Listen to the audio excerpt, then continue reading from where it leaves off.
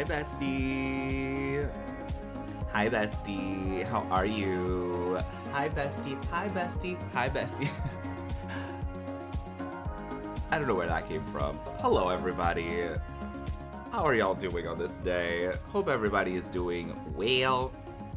Hope y'all are having a good day on this day. Hope it's a fabulous Friday on this day for you all. On this day for you all. I hope y'all are having a what? I've lost the ability to form sentences on this day.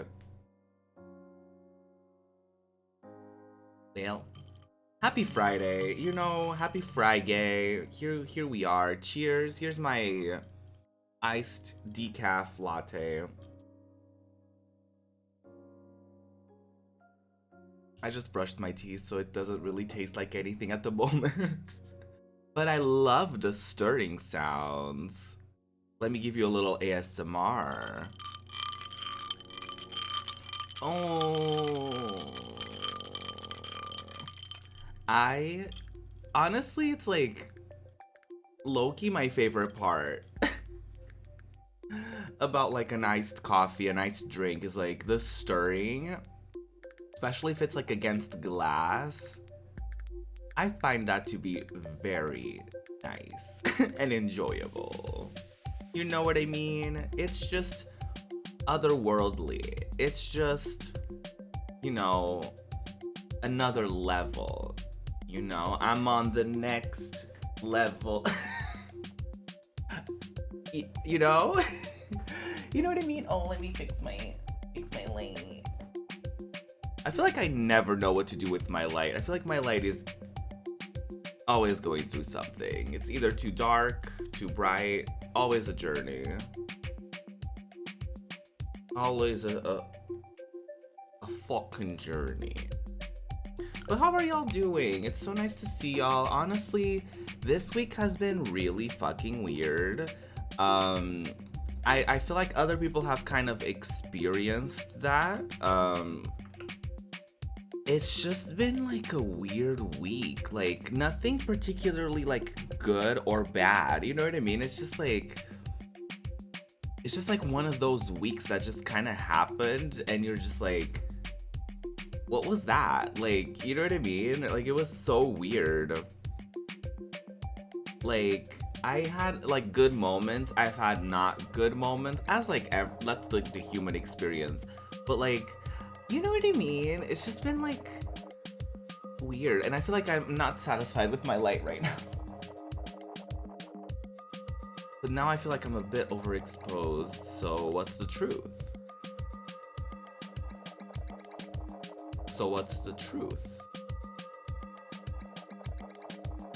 No, that's certainly not it. I feel like most of my streams these days, for some god forbidden reason, is me trying to figure out... Oh, not that. Is me trying to figure out my lighting again. Because apparently, you know, you can't have...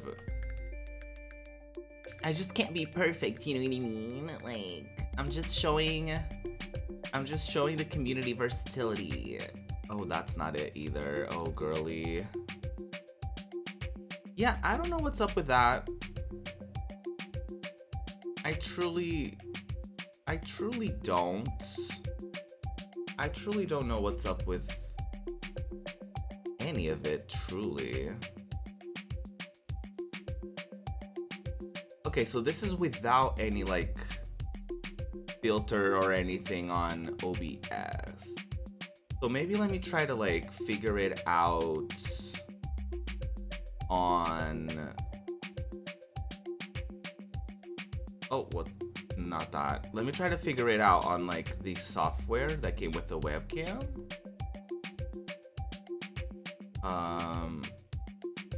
The Logitech G Hub, honey. It just looks like kind of like washed out, doesn't it? Very weird.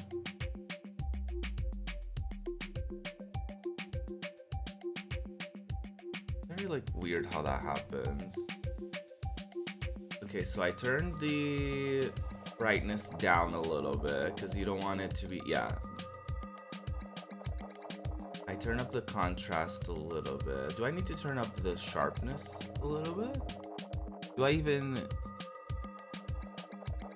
Oh, that's crispy. That's crispy.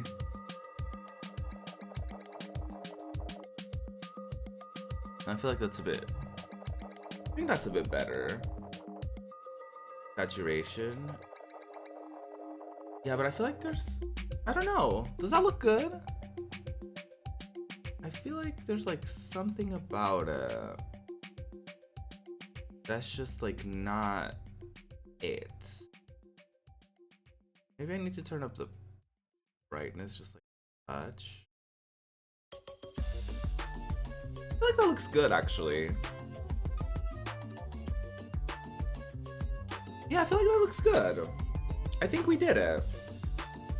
I think maybe now with like a little color correction, I can kind of like give it like a little bit. Oh, maybe not like that. I can give it like a bit of a zhuzh.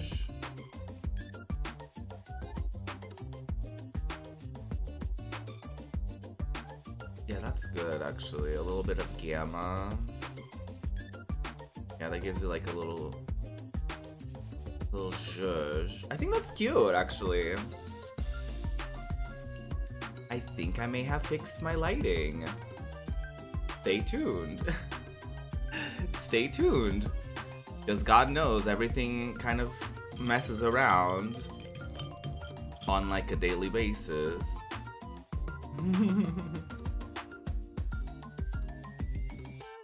But yeah, that's been kind of it. Like a very like weird week energetically. I feel like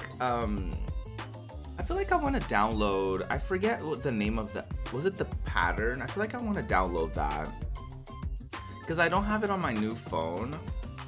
And I feel like sometimes that app was good to like, so that I would be aware of like what's going on. And I know some of y'all don't care about that, and so like, I guess like don't listen to me. But yeah, why do I care? Anyway, but the pattern is like an app that kind of helps you like be aware of like what's going on as far as like astrology, like energetically, like what's going on in general with like the world TM. So I feel like it's a good thing. Because sometimes, and I know like not everything is, I know the world doesn't revolve around it. Maybe I can turn up my light a little bit and it will make it a bit like, it will give it a bit zhuzh. That's cute. But what I was, yeah, I know that the world doesn't like revolve around astrology, and like everyone has their own beliefs, and like I don't, as far as astrology, I take everything with a grain of salt. You know what I mean? Like I don't go into it and I just believe everything like face value or whatever. You know what I mean? It's just like one of those things where like, oh fuck, did I sign up with it with my phone or with my email? I think it was with my phone. It might have been with my phone. But you know what I mean? It's just like one of those things that sometimes when you go through like an app like that or something like that, you're just like, oh, it's not me. You know what I mean? It's like, oh, the whole world is kind of like, there's like a thing going on. You know what I mean?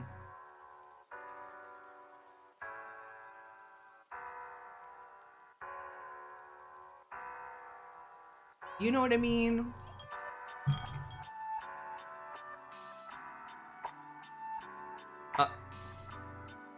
Not that.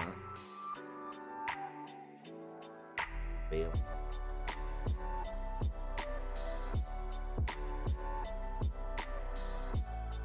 Oh, there you go.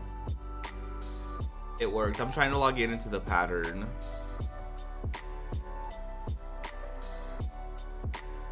I'm just trying my best.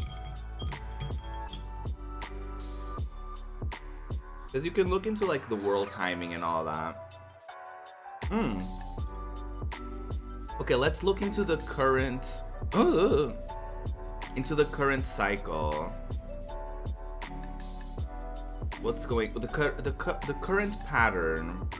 The current pattern, I guess it started yesterday and it continues until tomorrow. It's called breakout. Today you might feel tension in the air or feel like something has suddenly changed. Right now it's possible that you're feeling surprised or even caught off guard, which could be uncomfortable. You could notice these effects in your body, or this could just be a mental shift. In any case, even if you're not feeling this energy, keep in mind that others around you may be. Oh yeah, I definitely feel like a weird energy in the air. The intention of this time is to alter your perspective and to break you out of old thought patterns and habits. Though this process could feel unsettling, it's taking you to a place you're intended to go. Ideally, this period is expansive and beneficial for you. Perhaps something positive happens to you physically now, or a brilliant new idea comes to you. It helps to expect the unexpected and go with the flow. Hi Danny, how are you? Hope you've been doing well. Aw, hope you've been doing well too. Just wanted to stop by before heading to bed. Enjoy the rest of the stream. Oh, thank you so much. You're so sweet. Have a good rest of...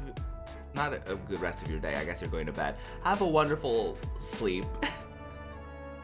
Have a wonderful night of sleep. I hope you have the most loveliest of sleep. Did that make sense? Yeah, sure. It did. Hi Fly. Hi Icon. Hi Bestie. How are you doing? I'm reading the pattern. I'm reading something from the pattern. Whatever comes your way, try to receive it with gratitude and patience. Even if you're feeling challenged by these shifts, know that they're intended to improve your mental state and broaden your perspective. Sometimes it can feel freeing to discover something that you never thought of before. If you've been feeling stuck lately or like you've been holding yourself back, this is a great time to break free and use your will. Try to make bold new choices and express your passions more fully. This is also a moment to notice areas where you've been pushing too hard, especially around getting other people's attention. Ideally, you can try to relax now and let go of the need to control things or to always know what's going to happen. I definitely... yeah. Today you might ask yourself, how can I let go of old ideas and create space for new ones?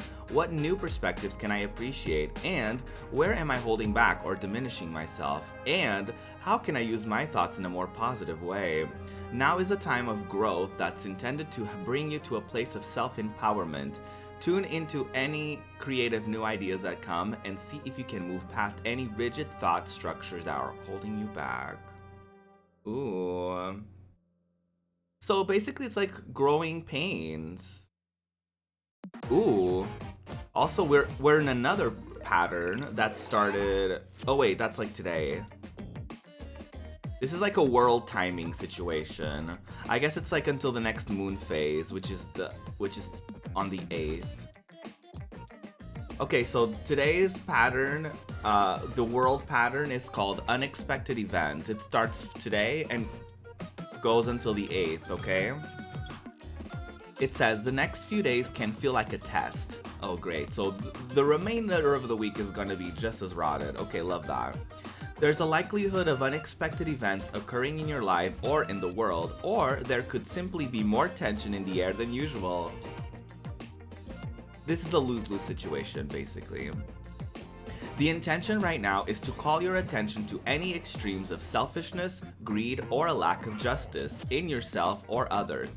This can be the moment where you or the others around you realize the negative consequences of disregarding people for personal gain or pleasure, even if it's unintentional or unconscious. Still, you could feel conflicted between doing what you want and doing what's best for others. If things could seem out of your control right now, try to see what shows up with an open mind and be flexible if it isn't what you wanted.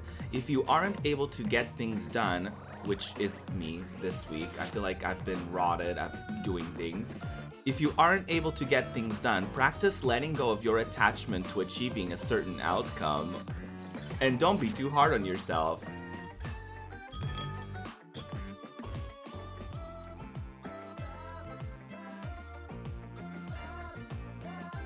Okay, anyway,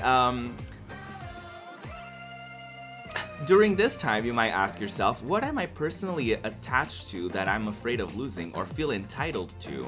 And am I willing to let go of unnecessary privileges to contribute to a higher purpose for humanity? While you may not be required to personally sacrifice something right now, ideally you can roll with any changes that are being asked of you and feel good about them in the long run. If you don't resonate with this energy, remember that those around you may be affected by it. So it's definitely like, it seems like there's like a weird, and maybe weird isn't the best word. But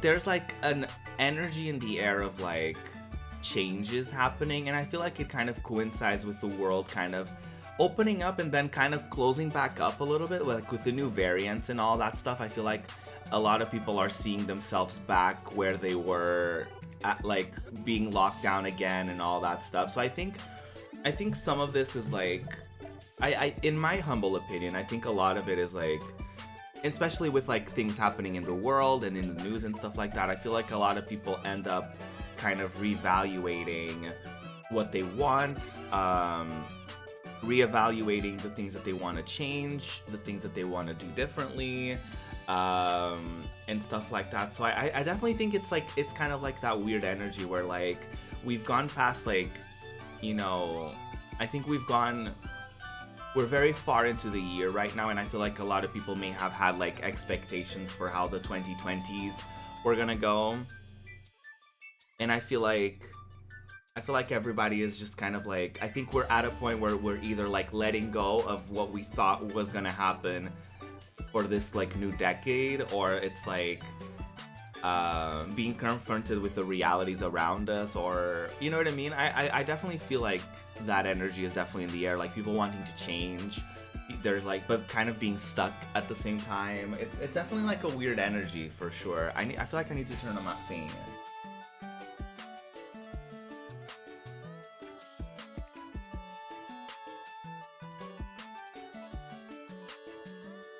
So that's actually like fierce.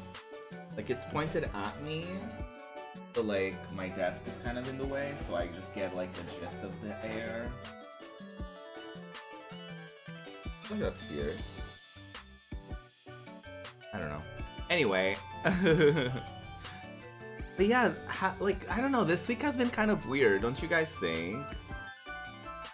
Like, I don't know. It definitely feels like a little... Feels a little strangey.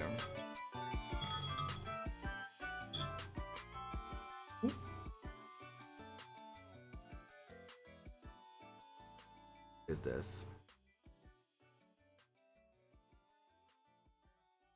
I do think that this app kind of like, every once in a while, it just like kind of reminds you about yourself. And it's like, oh wow, hello. I've definitely felt low energy, distracted. Yeah, I feel that. It's like, I feel kind of like drained, and I feel like, it's just been like weird. Like when I'm not streaming, I feel like sometimes I'm good at like, okay, let me do other things and whatever. A part of me is like, I want to do other things, but at the same time, I'm like, I get overwhelmed by the choices in front of me, and I just don't do anything. So, I've been kind of like,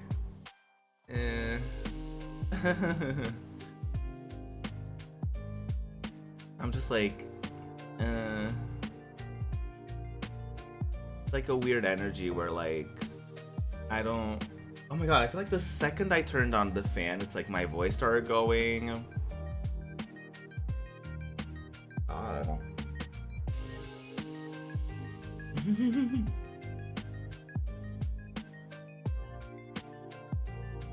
I don't know what it is about like turning on a fan that like kind of, I feel like it definitely kind of dries out the air a little bit. Maybe, I feel like maybe that's it. You've had a good cry this morning, and then was this something like, let's go girlies, it's the weekend, so I'm good.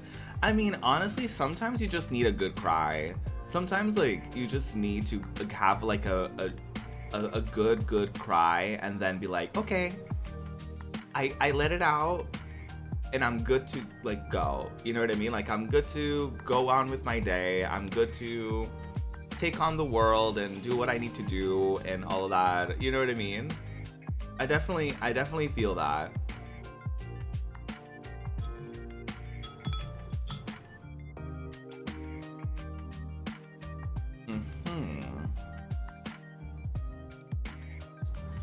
There was this website that I found recently that like they send you like you can sign up for it. It's like I was gonna order from it, but then shipping was extremely expensive because that's just how things are right now. When you want to ship something to Europe, it's like it's way more expensive now.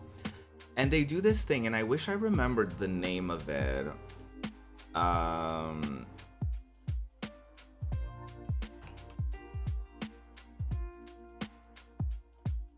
It's like it's a website where you order like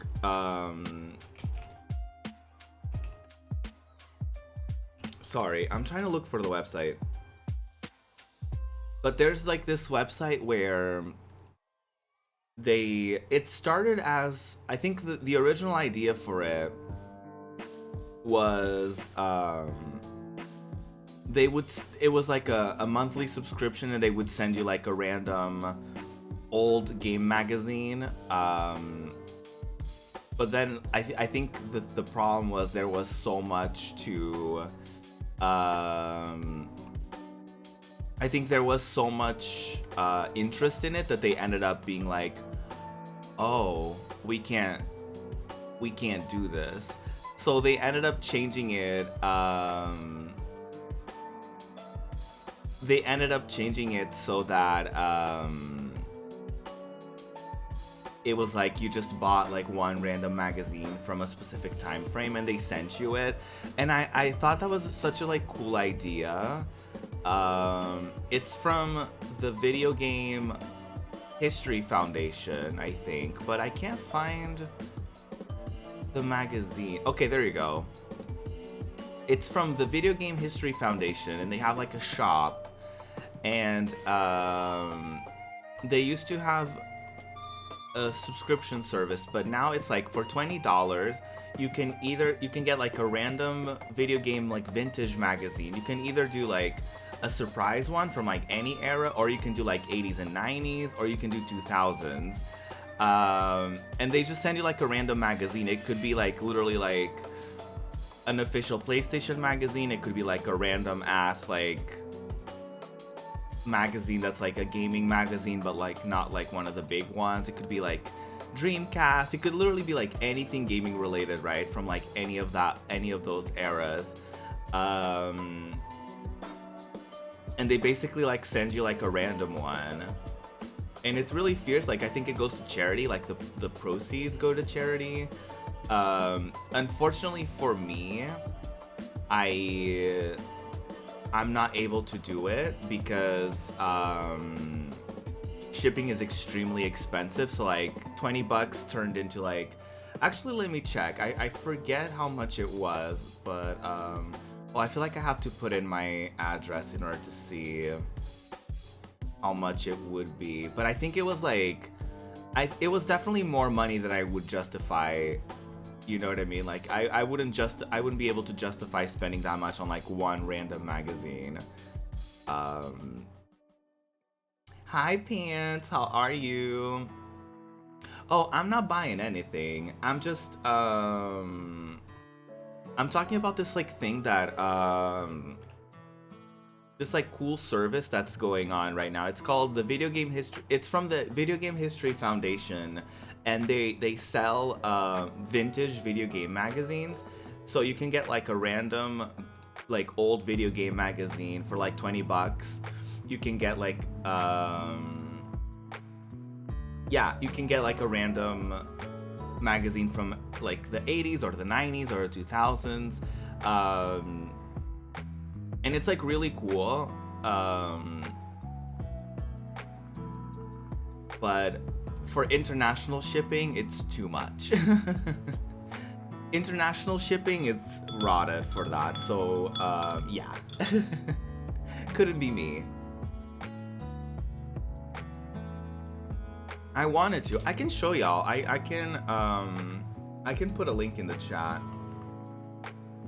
Because I think it's US based, so y'all should be fine. If any of y'all want this in the US, y'all should be fine. But for me, no. It's too much. It's too much. I can't do it.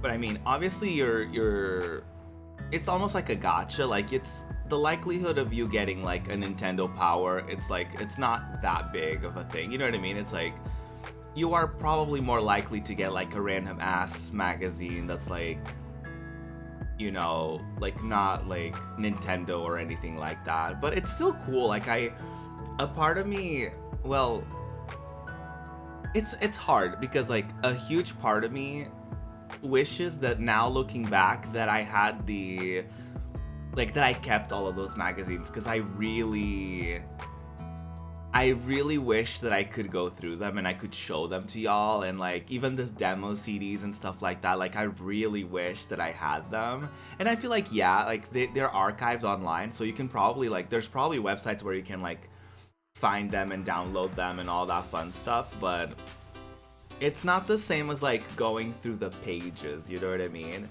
Like, I wish I had those. I wish I had the demo discs. Yeah. You get an electronic gaming monthly with a random game like Batman Forever on the cover. Probably, yeah.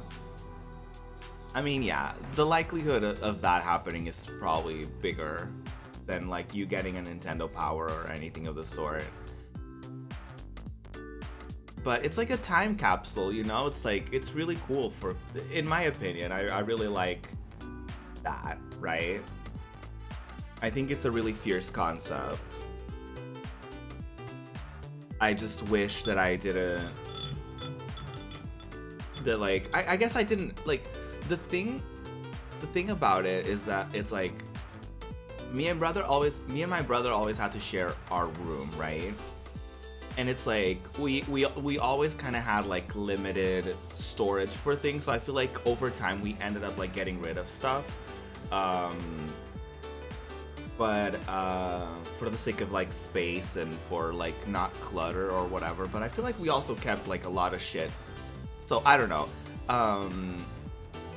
But yeah, a part of me wishes that like I don't know how much power I would have like as the kid, as like the youngest and whatever, but like I wish that I kind of been more passionate about it, been like, no, I want to keep these, you know? Like, I wish I don't know how much I would be listened to, right? But a part of me wishes though that I kind of kept a lot of those things, because they would have been so fierce to like look back at that, you know what I mean? Mood, yeah, I miss those magazines. Like, I miss, like, every once in a while I remember when like we would go somewhere and like we would stop at the gas station and I would be like, while my dad was like taking care of like, while my dad was like refilling and all that stuff, I would like look at my mom and be like, so can I like go with dad and see if I can get something? She would be like, okay, sure. Sometimes she would be like, yeah, of course, like, yeah, you can, whatever. So like I would like, when my dad would go to like pay for the gas or whatever, like I would go in and like while we were in line I would be like, can I get the magazine? And like I would be like, mom said I could. And you would be like, okay, fine, whatever. So like I remember, like I even remember, like even if I didn't like get specific magazines, I remember like just looking at the covers and like stuff like that, and like I would be like, no, I want this one, because I always wanted the PlayStation ones because they came with like the little CD. But yeah, I don't know, there's something about like magazines that that I kind of miss, like scrolling through those pages, like the huge, like, you know, everything was like so visual and so like graphic, and like there's so many pictures and like little articles, and I feel like the way that everything was like laid out was like so like iconic now looking back, and I kind of miss that.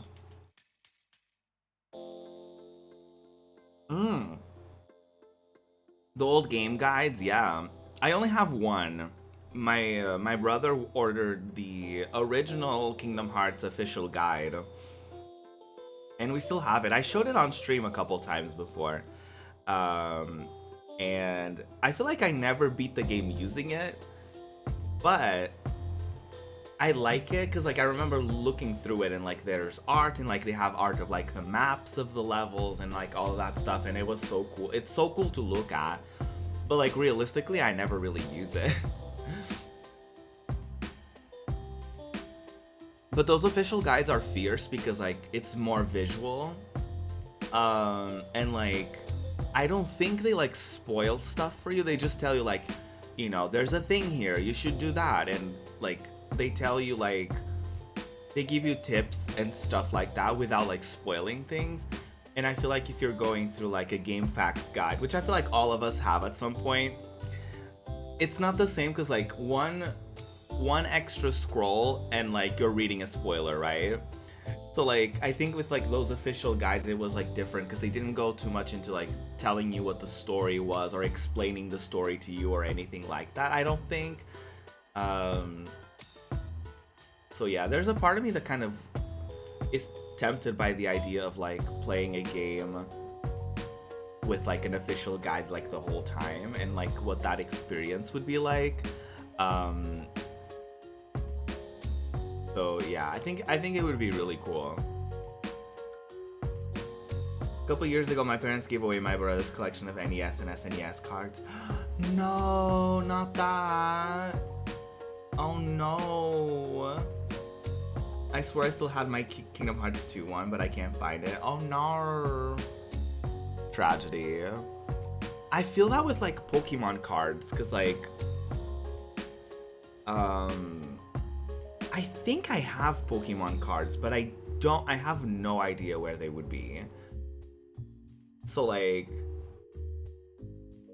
and the thing is I think I still have the Pokemon cards, but I don't know for sure if I still have them, because I don't know where they are. But that's a thing also in my life. But I don't know, I think the thing with Pokemon is like, and this is kind of sad, but I think with Pokemon and a lot of things from my childhood, it's like I really wanted them at the time, but it's like now as an adult, I don't really see myself like buying Pokemon things, because like, and maybe this is a thing where like maybe I just like if I just catch up on the games and like I play like, you know all the gens that I kind of missed and all that stuff, I think it would be different. But I feel like it's like one of those things that like I really wanted at the time, and like as an adult I just don't have that same relationship with Pokemon anymore, because I don't actively watch the series. I don't actively like even the games. Like I play Pokemon Unite and I love it.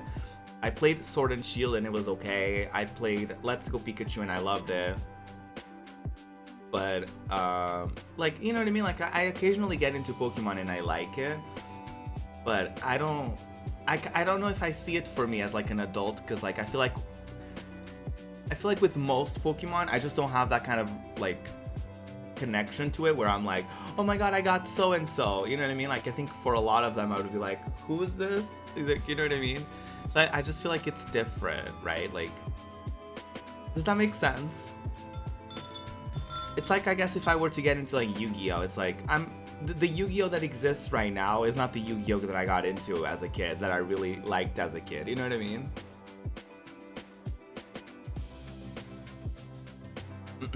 I guess it's the equivalent of like get into Final Fantasy with like 15, right? Like the Final Fantasy, by the time it got to 15, it's not the same Final Fantasy that like a lot of people fell in love with, right?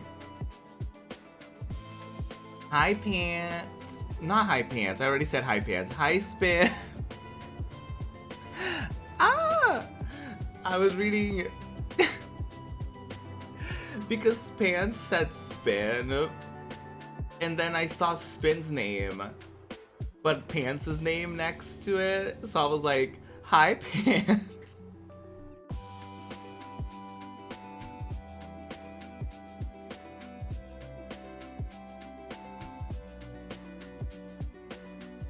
Hi, Spin, how are you?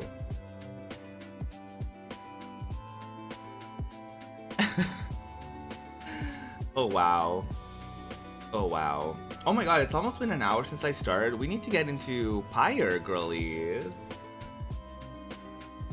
We need to get into it.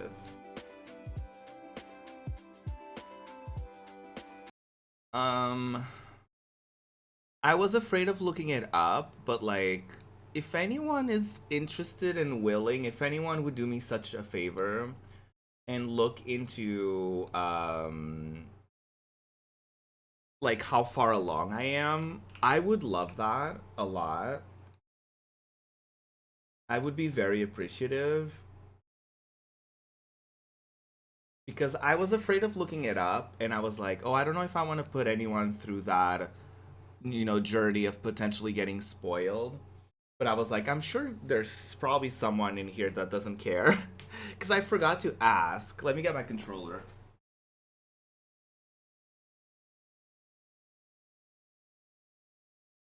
Like, I forgot to ask on stream, like, how far along I was. Because I feel like I've been, like, going through the game pretty quickly. Like, fairly quickly, if I do say so myself. But I don't know, like, officially how far along I am, right? I feel like I might have to do, like, one more stream, though. Okay, I'm at the Tempest's Eve.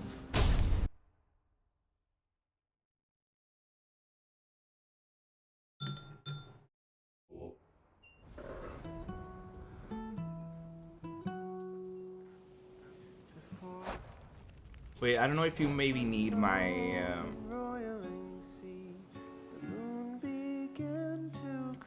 I don't know how useful that is, actually. You have not yet been to this region of the downside. Okay, so we're going to the Black Basin. Whatever that means. I forgot to change. Forgot to change the scene. Here we are.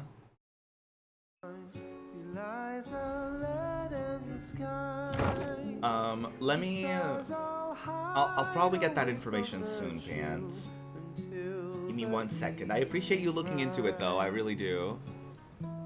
How are you doing, Spin? I hope you're doing well, friend. I was just talking about how weird this week has been, and I downloaded Pattern, the app, and it was like, this is a time for, like, reflection. This is a time, like, it basically was saying, like, growing pains kind of vibes, and, like, you know, being confronted with things that, like, you either want to get rid of, or things that you should let go of, or things that you want to change. And I was like, oh, okay, so it's not just us. It's like the vibes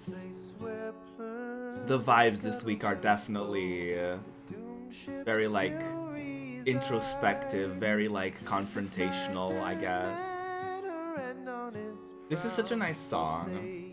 At last, your wagon rumbles into solid, jagged ground, the land called Black Basin. Your fellow exiles unpack the wagon so you can take stock of how best to reach your destination. The final throws and shivers and shakes 1,000 years gone by. Let me see if I can find in the Book of Rites, like, where I'm at. If it will tell me. I don't know if this helps. The Last Emperor, the words of Galathanian. Because that's not the name of the rite that I'm going for. But I forget how to, like...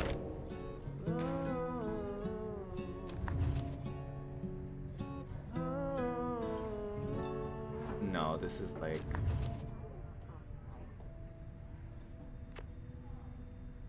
This doesn't really help.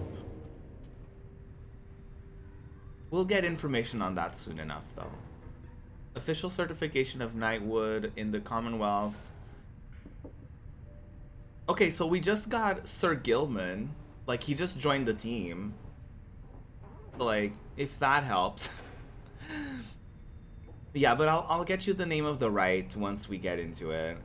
Sir Gilman Okay, let's talk to him. You approach Sir Gilman, who must have finished practicing his fencing maneuvers. He regards you with his single eye. Hail, Master Reader. This knight is determined to train harder, having joined the famous Nightwings. He shall ensure that this triumvirate continues to live up to its most feared reputation. This is such an honor, and this knight has a great deal of honor to regain. Having fled the Pyre Hearts, this knight fully expects now to conduct the rites in a most honorable fashion, to the fullest letter of the law described within the books. Some triumvirates this knight has met, and perchance mentioned by name. They are inclined to bend the rules a bit, sometimes a lot, and to prevail by any means they can. But this is wrong. The exile who refuses to obey the rules as they were written by the Under King Ors and his 7 friends deserves neither his honor nor his freedom. Thusly, does this knight have confidence? The Master Reader shall resist any temptations to conduct the rites in any underhanded fashion. Okay. Now then, this knight must undergo a thorough cleansing, having trained until the point of foulness. So please excuse him, Master Reader. He slithers off, humming some sort of chivalrous tune. Okay, work. Let's survey the surroundings. You find that Headwind has asked for several volunteers to scour the area and report back. Excuse me. What the heck? Did my controller just... Like, this USB port is kind of... I think halfway. Oh. Fail. I'm just trying my best. I feel that spin. Alright everyone, don't go too far and let's meet back by dusk. Please use caution. The exiles dwelling in these lands are, well, rather territorial. For your part, you remain with the Black Wagon to keep watch. You see occasional dark shapes soaring across the sky, but none of them draw near enough for you to see in any detail. Eventually, your companions make their way back, and everyone arrives as planned or earlier. Hi everyone, I'm back. I've come back. Shay returns from the east with little to report, save for word that the glowing molten rock there is very, very hot. This knight yet lives, although he has little else to report. The newest member of the group, Sir Gilman, returns from a northern pass, visibly shaken. He appears to have discovered an intense fear of heights. What's up, Tizo? Tizo wonders whether any species of fish live in the pools or rock nearby. The little imp Tizo seems disappointed to have left the water behind. He remains with you near to the wagon. There is a western pass that seems traversable. If we travel by the light of dawn, the shadows and the crags may well cover our advance against whomever may be watching. Begging your pardon, I do not wish to contradict your strategy, madame, though in my experience we shall not remain hidden for long during the climb toward the nest of Triesta. Okay, that's where I'm going. Can't. That's where my next right is. The nest of Triesta.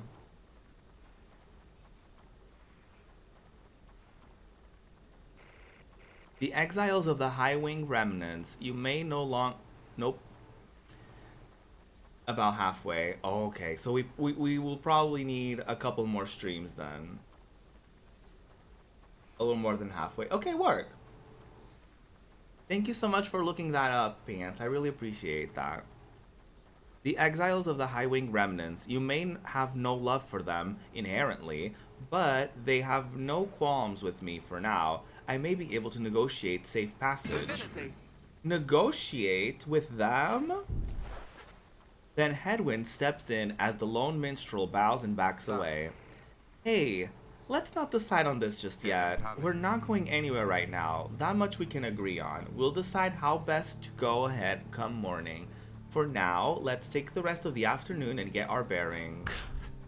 Jodariel glares at the sky as everyone else disperses. You have the rest of your day to practice your vocation. Thank you, thank you. Y'all, I got my Ariana Grande skin on Fortnite. I never thought I would say this. First it was the Battle Pass. And now it was the Fortnite crew. I talked about it on Discord, but basically like if you wanna get the Ariana skin, it's like 20 bucks, right? And so I was like, okay, I don't wanna spend 20 bucks on Fortnite. And then I looked and I was like, I remembered that the Fortnite crew gives you like 1,000 like points. And I was like, okay, that's actually fierce as well. And then I looked into it, and because I already had the battle pass, and because I was already, yeah, because I already had the battle pass and I was a new subscriber, they were gonna give me back 900 and something points. So total, I would have like 2,000 and something. And I was like, plus the V-Bucks I already had. And I was like, oh, work. So I just subscribed to it for like 10 bucks or something. And I was able to get the skin. I wasn't able to get the bundle because I had like 4 hours to like grind on my battle pass to get more V-Bucks, but it was gonna take me a long time. And so after like a few matches, I was already like tired of playing Fortnite for like a couple of hours. And I was like, okay, I'm just gonna get the skin itself. Like I'm not gonna get the whole bundle, but also I'm happy with that because like I probably wasn't gonna use a lot of it anyway, like the weapon and whatever. So I was like, I'm okay with just having the skin. I'm totally fine. Like the skins, because you have like 2 skins. And so I was like, whatever. I just wanna be Ariana Grande. So I have her, and it's so good. It's so iconic, and I didn't have to spend $20, so I won. Okay, what do I want to do? I could either forage for resources, study in private, or mentor a companion. You got it all? No, that's good. I'm just like, for some reason, sometimes I just have like, I just give myself these like restrictions for no reason. I'm like, no, I'm not gonna spend that much money. How can I play the system in such a way? And I'm actually okay with it because like the Fortnite crew thing is like they give you 1,000 V-Bucks and then like plus the battle pass. So it's not that bad for a subscription because like you can buy skins or you can buy emotes like pretty regularly, you know what I mean? So that's kind of how I'm gonna limit myself as far as that. But yeah, you wish you had the power not to. Listen, 2 different extremes. I think like me and Spin have the same kind of like dynamic. It's like I'm always on leaning towards the side of like I really want that but I shan't, and y'all are on the side of I really want that and I will get it. You know what I mean? So like I think ideally there would be someone in the middle. There would be someone down in the middle where they're like, you know, they will get like maybe every other thing that they want rather than like either nothing or all of it. And I think we're just on like 2 extremes of the equation. You know what I mean? I don't want to search for resources. I've never done study in private. But this would be fierce to like give someone like a lot of experience in one go. So I think I'm just gonna do that for like whoever is at the bottom as far as like enlightenment goes, which is obviously our new member. So I'm just gonna do that. This night shall be your eager prodigy. You sit down with Sir Gilman and go over some of the subtler aspects of the rites, such as the state of banishment and how to return from it. You sense he is beginning to understand. There you go, that was a decent amount of enlightenment. Huzzah! Great wisdom clouds over this knight's entire consciousness. Okay, what can we get? We can either get Valiant Return, which is if Sir Gilman and his allies are all banished, he shall instantly return. That's actually fierce. Or Avenging Aid, which is after Sir Gilman banishes an adversary, one of his banished allies shall instantly return. Oh, that's actually fierce. So like, it's either like, if we kill someone, one of my allies returns, or if everyone else is dead, he can instantly return. I feel like I want to play more defensive about it and choose this. This knight has little fear of banishment should his self-sacrifice help clear a path for his compatriots. I don't know how to pronounce the words. I look at an item and it's already purchased. Oh no. I've been better at it. Like, I've been better at, like, I really want that, and I'm like, I can afford it, so I'm just gonna get it. You know what I mean? Like, I'm not, like, completely at a point where I'm like, I just impulse purchase everything. But I'm definitely at a point where I'm kind of just like my rule is like, if I can afford this like 2 or 3 times, I'm just gonna get it. You know what I mean? And what I mean by I can afford, it's like, you know, if I could purchase this multiple times and my wallet would be fine, then iconic. You know what I mean? But yeah, no, I feel that though, like, it's definitely like, I think we're definitely like on the 2 extremes of that equation. I feel like neither of them are like ideal to be at, you know what I mean? But yeah. Okay, so we could go through the Highwing Cove, which is the high road to the nest of Triesta, patrolled by the Commonwealth's ancient enemies. The lone minstrel believes he can negotiate a safe passage with the harps via this path. Or we could go through the Black Shore, the low road on the nest of Triesta that passes through razor-sharp sands. Jodariel wishes to avoid the harps by staying on the low ground. I agree with her. I don't want to negotiate. You and Spin just empty your wallet. I love that. Y'all enjoy stuff, you know what I mean? It's like, I feel like a lot of my experience with wanting things is me just being like, I want it, but like, maybe at a different time. You know what I mean? It's like, I think I kind of restrict myself maybe too much, right? The shattered lands of Black Shore prove difficult to traverse for the Black Wagon. Jodariel searches for a solid path forward, to little avail.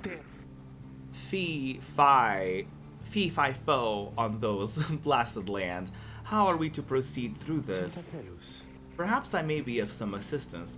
This place is not so unfamiliar to me, nor are its hidden denizens. Please remain with the others until I return, madame. I shall not be long.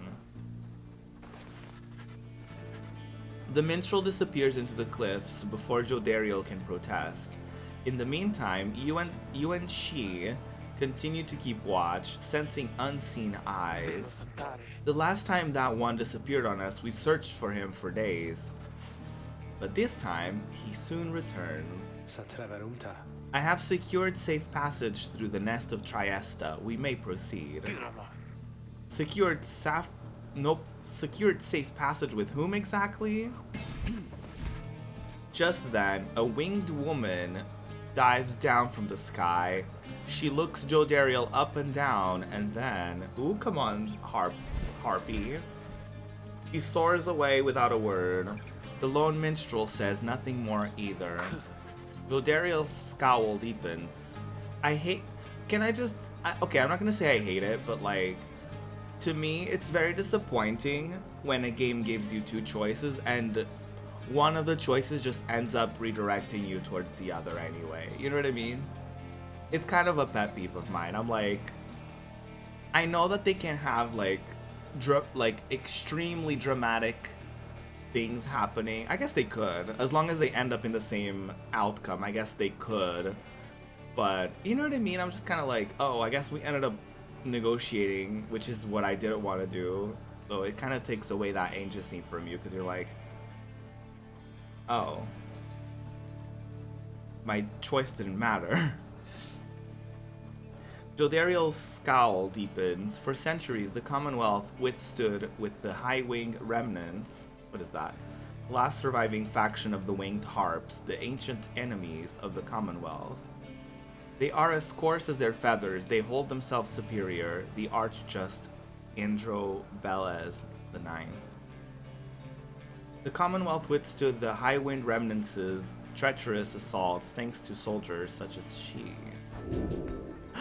She lost 4 hope? Oh my god. Jodariel keeps losing hope like every stream. That is not good.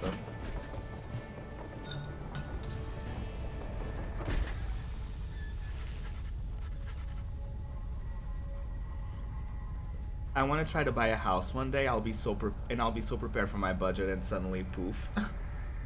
And then suddenly your fave releases an album and you need it. I get that.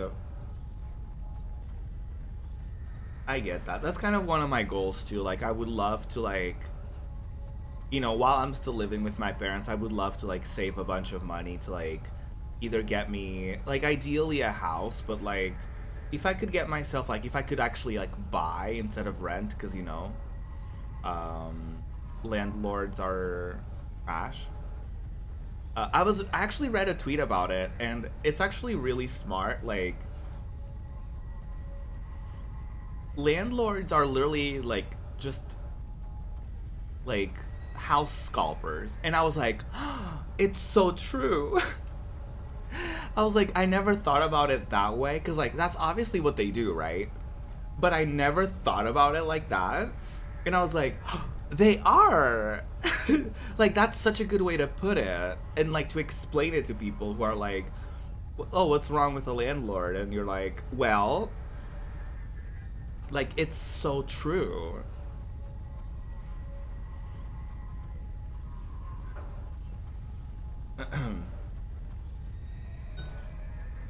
But yeah, ideally I would want like a house, but like I want to save up for like at least like a studio. I think it would be really fierce.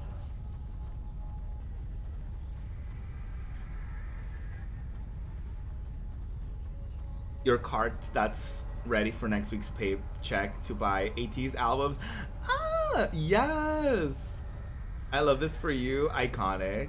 I both hate and love y'all for doing this to me. Listen, I did nothing. I just showed AT's videos, and then Hongjung just did the rest. You know what I mean?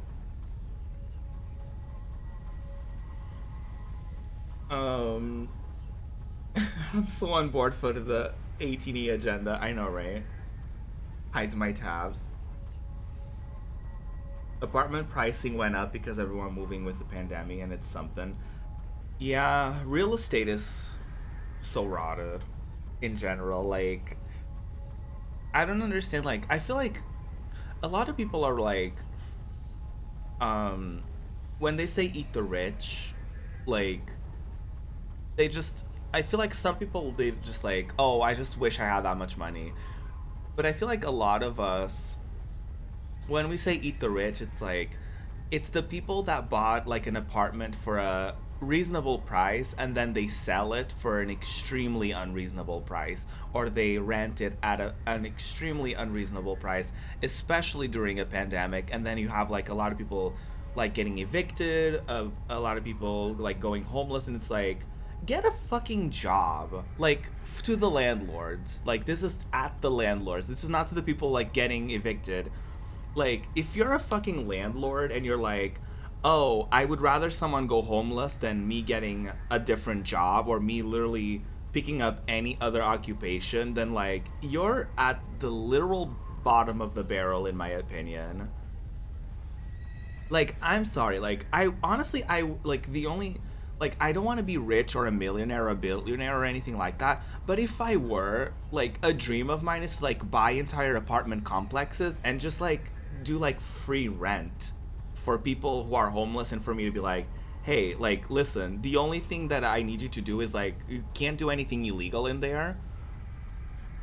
But other than that, like, you have a roof over your head and you have, like, a furnished apartment, and, like, you know what I mean? Like, if I was a millionaire or a billionaire, I would be like, yeah, let me give people houses. Like, let me give people places to stay. Like, it's so, like, rotted. With that being said, I don't want to be a billionaire or a millionaire or anything of the sort. But, you know, if I was, I'm just like, it's just, yeah. It just pisses me off because, like, these people's job is, like, literally just, like, leeching off of others. You know what I mean? It's like, it's so disgusting to me. It's so disgusting to me. It's like, your literal job, like, the way that you make money in this world is taking advantage of people who need a somewhat reasonable amount to pay for, like, rent, so they would rather not own the apartment and pay you an amount that's barely, you know, acceptable, just because they don't have a better choice, and you're just, like, counting your like your stacks, and you're like, oh, and then fucking, like, oh my god, don't even get me started. Okay, maybe I shouldn't go on, down this rabbit hole, but, like, and then they fucking make TikToks, and they're like, this is how to make a lot of money. Just purchase the fucking apartment complex and then charge everyone, like, 3 times whatever, and you become rich. And you're just like, you're garbage. You're a garbage human being in every single way. Like, no. Like, that's disgusting.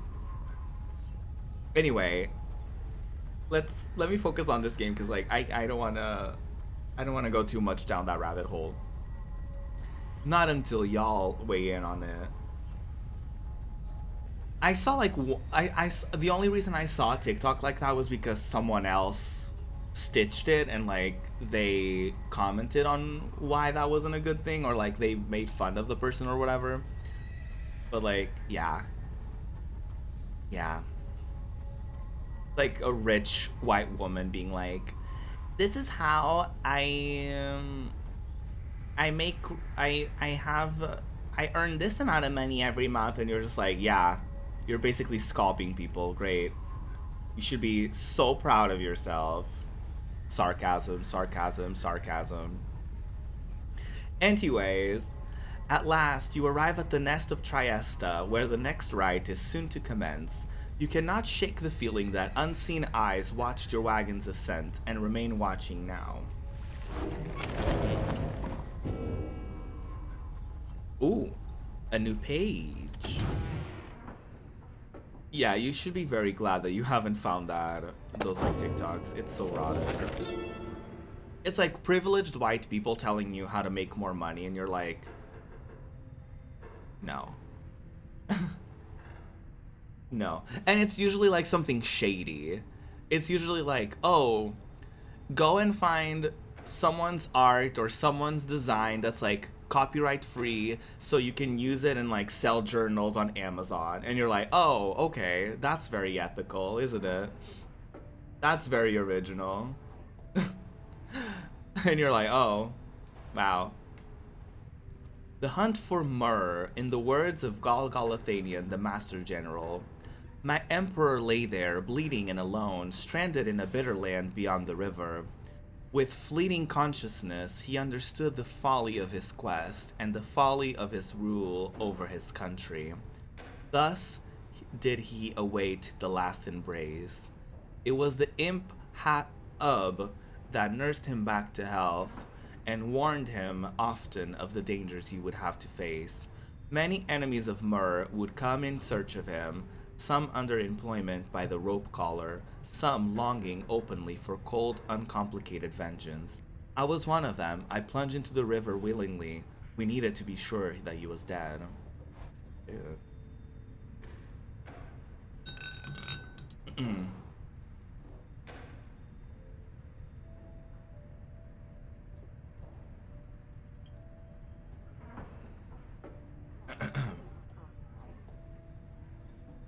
Joined the military. Not that.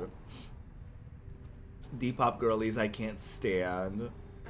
Let me buy this $5 shirt from Goodwill and sell it for $50+ so I can make money and take away clothing that others who can't afford high price. Right. Right. Meanwhile, I'm just trying to figure out ways to make a little money while waiting on disability, and all the tips are like, just ask your rich daddy for money and just pull money out of your ass, right?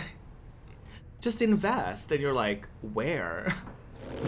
Oh, don't get me started on people being like, oh, you should invest in like cryptocurrencies, and you're like, or I could not ruin the environment.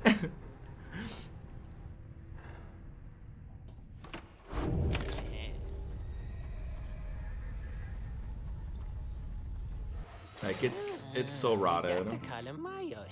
Falcon Ron, hello. Oh, hey, you guys. What brings you way out here? No, wait, don't tell me. I don't want to know. All I want is you to get your best deals in the downside. Okay, girly, whatever you say.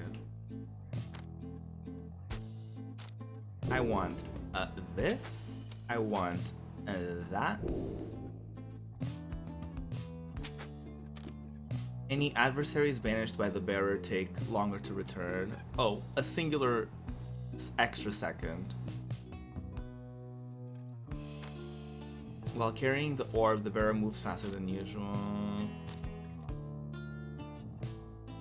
After banishing an adversary, the bearer gains...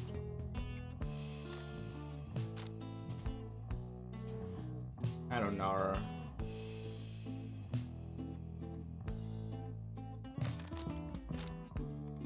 I did start selling on Macari, so I could get rid of fandom stuff finally that I don't need anymore. What is Macari?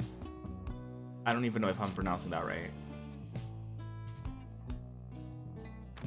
Do I want this?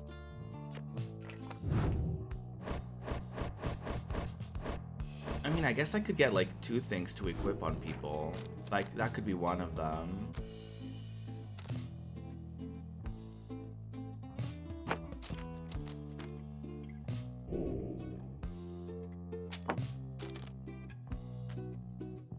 After banishing an adversary, the bearer gains more presence.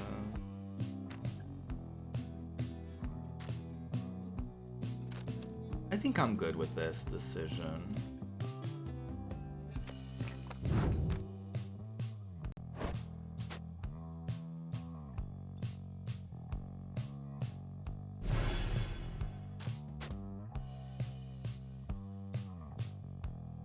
I feel like I just need to give her more stuff, because like she needs more hope. I'm gonna give this to Headwind. They're leaving, Dad. Just look at how much we got this time. Aw. A family business. It's the same as Depop and eBay, just another selling spot. Oh, okay. But I get that though. Like, it's like if it's something that you don't really want anymore, and as long as you don't sell it for like an outrageous price, then like it's fine. Like if it's like fandom things, like I get it. But it's like, yeah, if you're buying something from Goodwill and then like upselling it online, then that's rotted in my opinion. I should probably get on there too. Worst comes to worst, I can always just sell stuff. Lord knows I have plenty.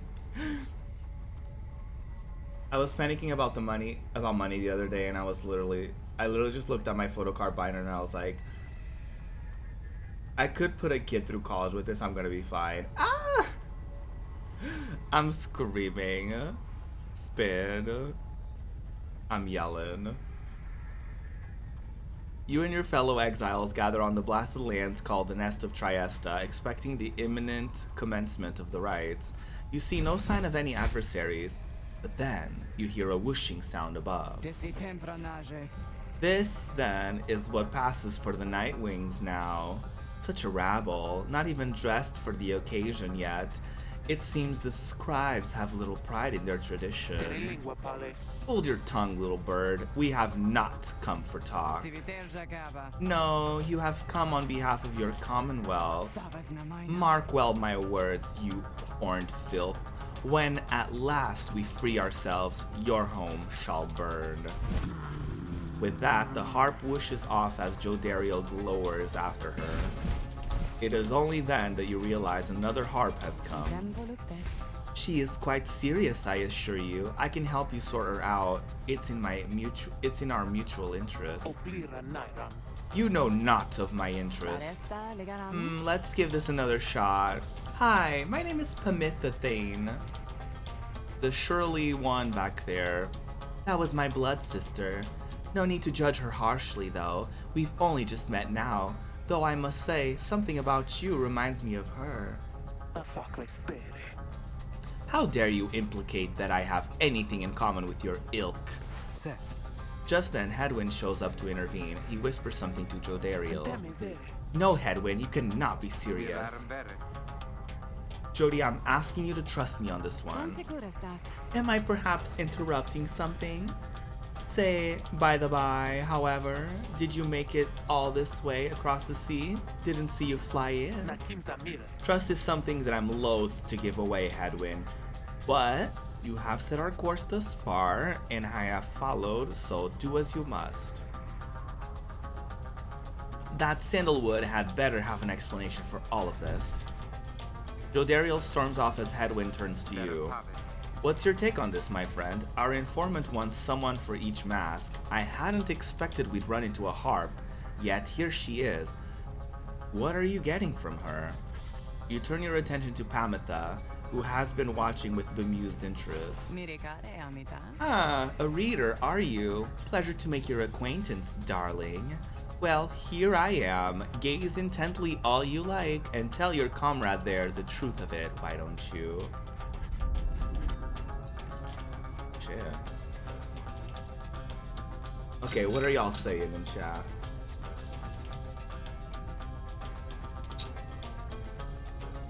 Oh, not the fees. Not that. You sense that she's conflicted about something, though you do not know what. You also sense, however, that her motives here and now are earnest. Hedwyn wants to know your initial impression of Pamitha. You are willing to take Pamitha at her word and see in her the potential for a valuable new ally. It may be that her training gives her some resistance to your scrutiny. Having only met her, you cannot sense whether to trust her. Yeah, I don't know. You tell Hedwyn that you cannot adequately judge Pamitha just yet. While you have certain reservations, you defer to him on what to do. I understand, my friend, and I appreciate your backup on this one. Above all, I need to give Sandalwood the benefit of the doubt, which means doing the same right now for Pamitha. We've come this far thanks to a certain faith, and right now it's telling me to take her with us, even though Jodariel isn't gonna like it. Then turns to Pamitha. I'm Hedwyn. We'll accept your offer on 2 conditions, if you'll hear me out. Conditions? Why, sure, I love a good condition or two. First, after we're finished here tonight, you come along and make sure that your blood sister and her friends don't give us any trouble when we are headed out. Second, you'll find a way to get along with Jodariel, whom you met earlier. Brilliant. I had no plans to stick around here anyway. As for your demon friend, no doubt we'll get on famously. Now, I don't suppose you have an extra set of raiments I could use, because I think the rite is getting started. You look up and see that she is right. Pamitha Thane joined you, and she has a score to settle. Alright.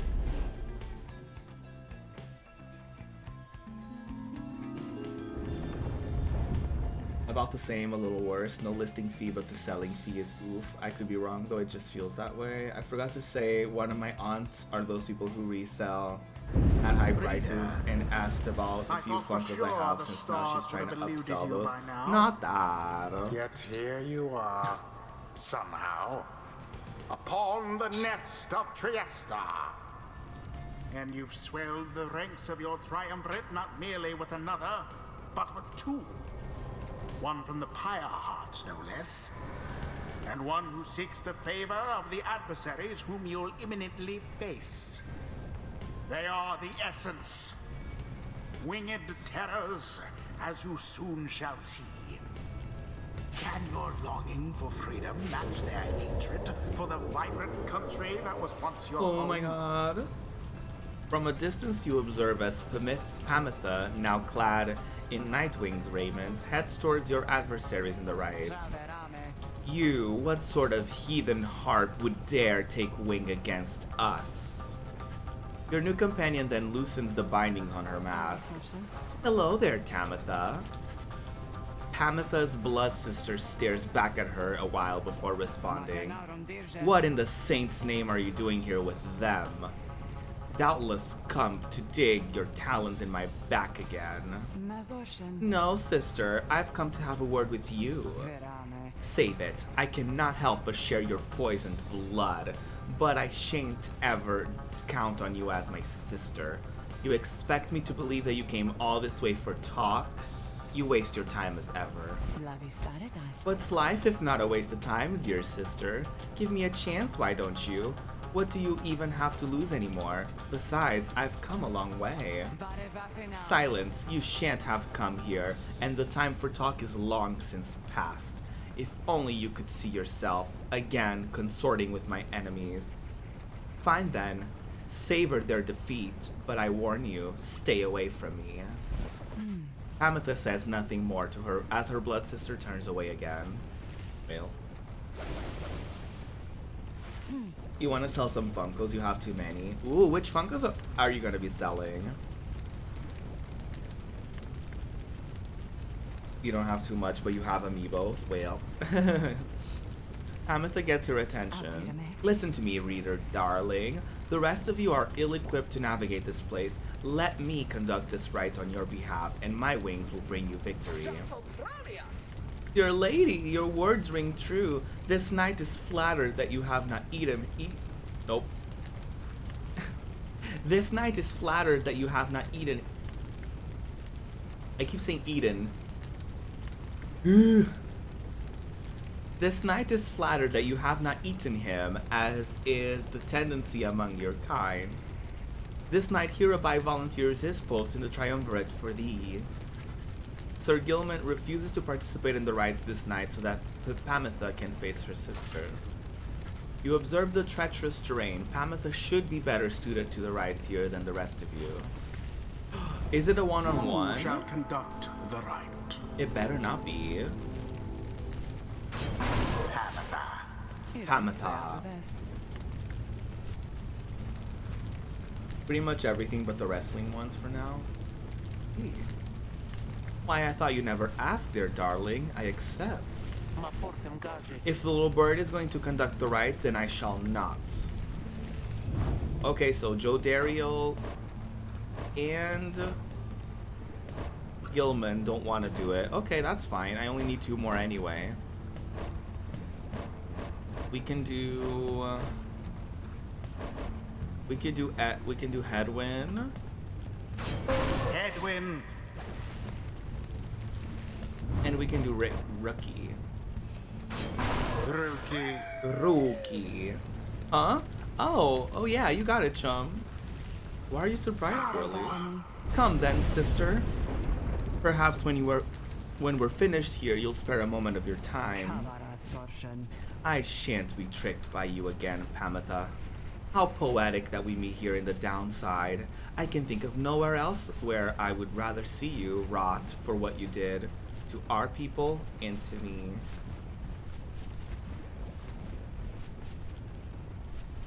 Auntie Pants. Not Auntie Pants. Amethyst seems to sense your presence and then catches your attention. Hello there, reader darling. If I'm to be at your mercy in all of this, I'd like it very much if you could minimize how often I'm to wallow in a state of banishment. Quickly, let me show you what we sisters of the High Wing remnants can do. Reader, you put yourself amidst a feud between two sisters? Like I have a That seems entirely choice. unwise, even for you. Tread lightly around that exiled Panther. Her kind's all but forgotten Saint Triesta's grace. Oh, that's fierce. I can tackle. Oh. See, darling, we harps were not so bad. Now, I suppose we'd better get to work, huh? Just don't go underestimating Tamitha over there. I trust you'll do the best you can. To the sky, sisters. Talon formation. Girlies, we fucking got this. Ooh. Ooh. Ooh. Oh, Down goes that fuck. I immediately fall. Not this.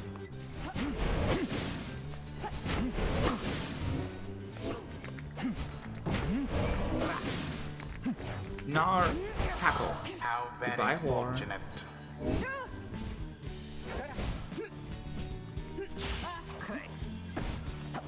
Go!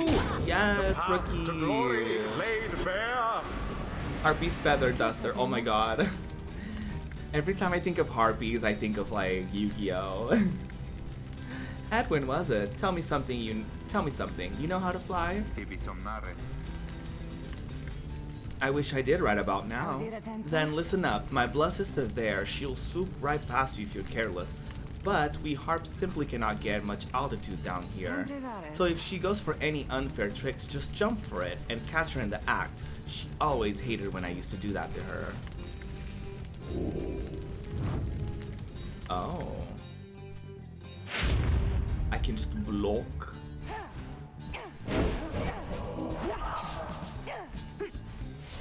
Nar. Amethyst banished. Oh no, mistakes were made. Ooh. No, oh my god.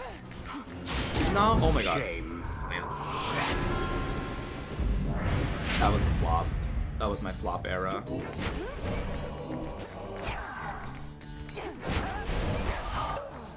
Ooh, no! Oh my god. Flop! The Nightwings seem to be falling behind. How fine.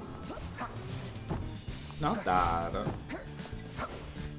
Oh shit, not me falling in the lava. Nar! Oh my god. Nar! One triumvirate Oh my god, that was so stands close. unopposed.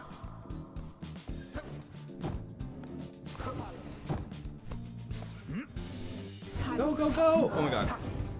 Ooh, ooh, no! Oh my god, wait.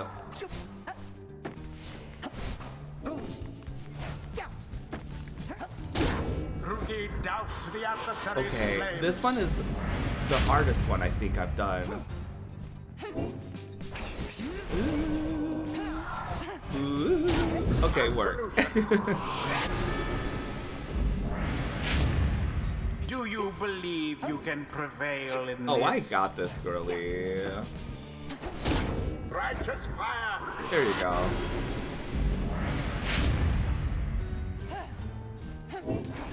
Oh! Not that. Ooh. Shit. Nar! Oh, It is what the scribes wait, order. that was fast.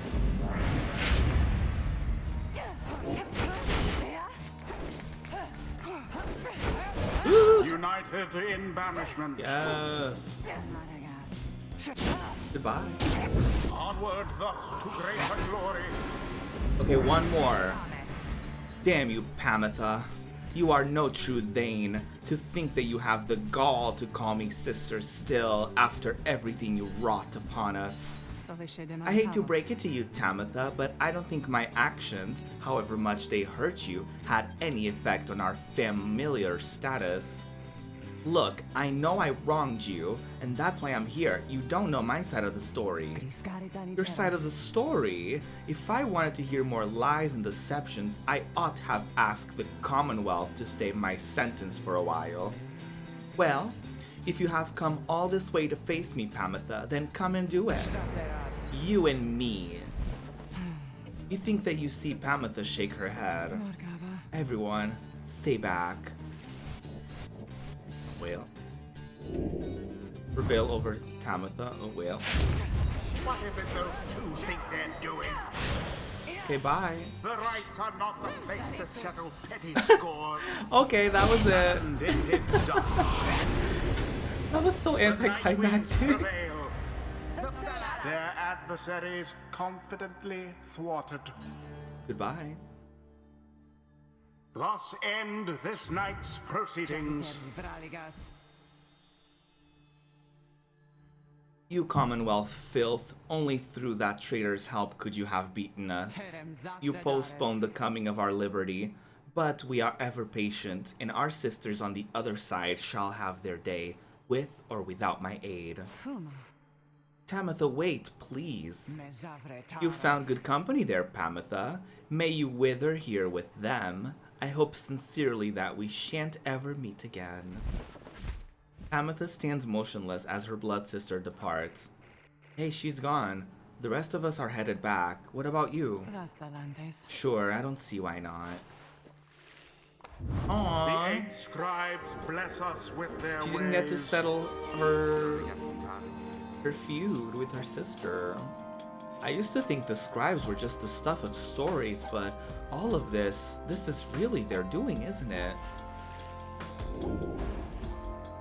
Okay, what else? While bearing the orb, Hedwyn and his allies move with and past the orb more quickly. Hedwyn and his allies may instantly return vanished allies by moving to where they fell. Ooh. I like this though, moving quickly.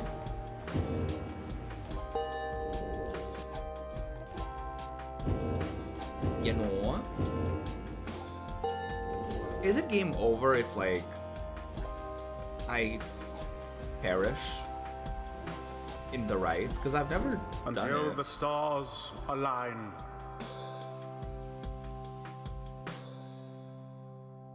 I've been doing great so far, so I wouldn't know. After overcoming the essence with Aplomb, what is that? The Triumvirate of Winged. Oh, that's their name. Harboring a deep hatred for the Commonwealth. You and the others return to your wagon to consider your next move and how best to integrate Pamitha into the group. Don't worry, I won't be staying any longer than it takes. I like my air fresh so I can sleep up on the roof.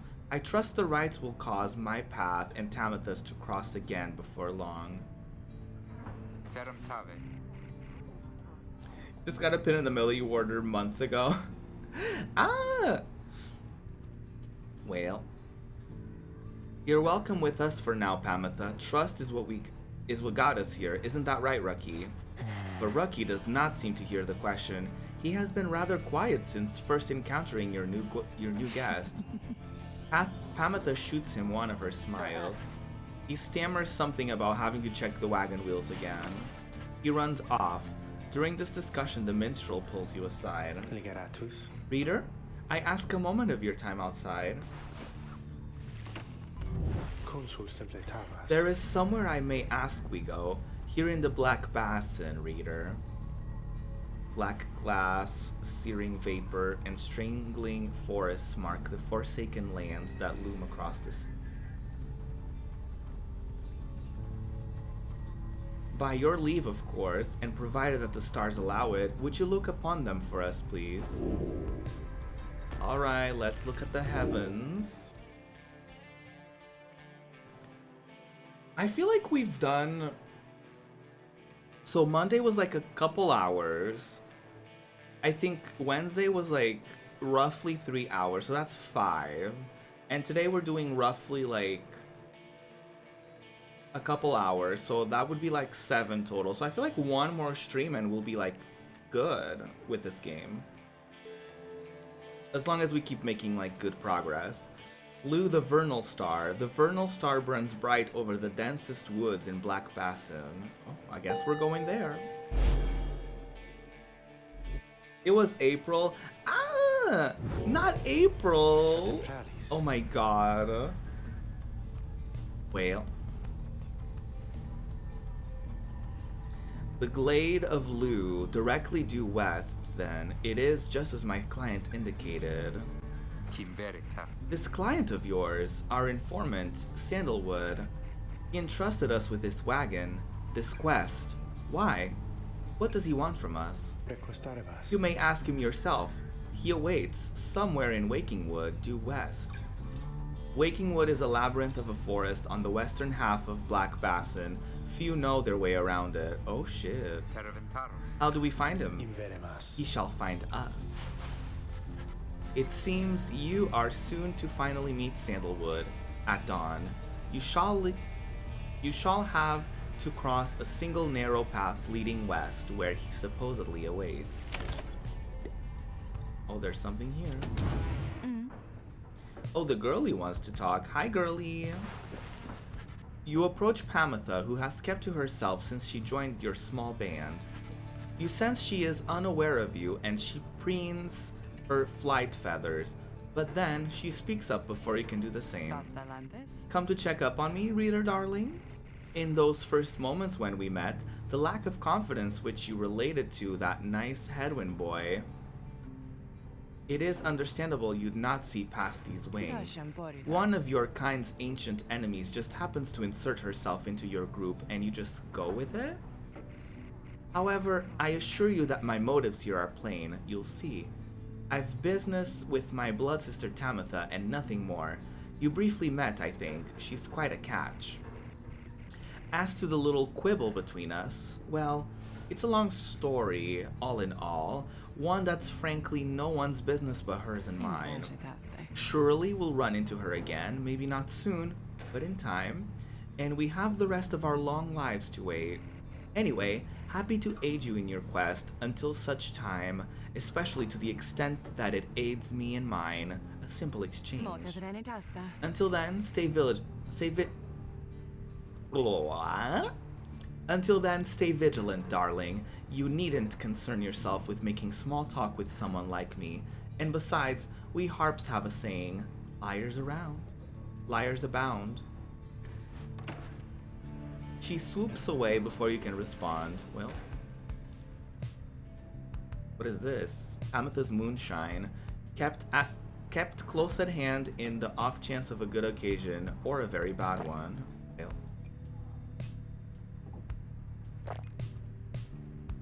Oh, my vision blurred because, you know, alcohol. With my memory, I'm always ordering stuff and then forgetting, and then sometimes it will show up months later and I'll be like, Oh, spin. Oh, spin.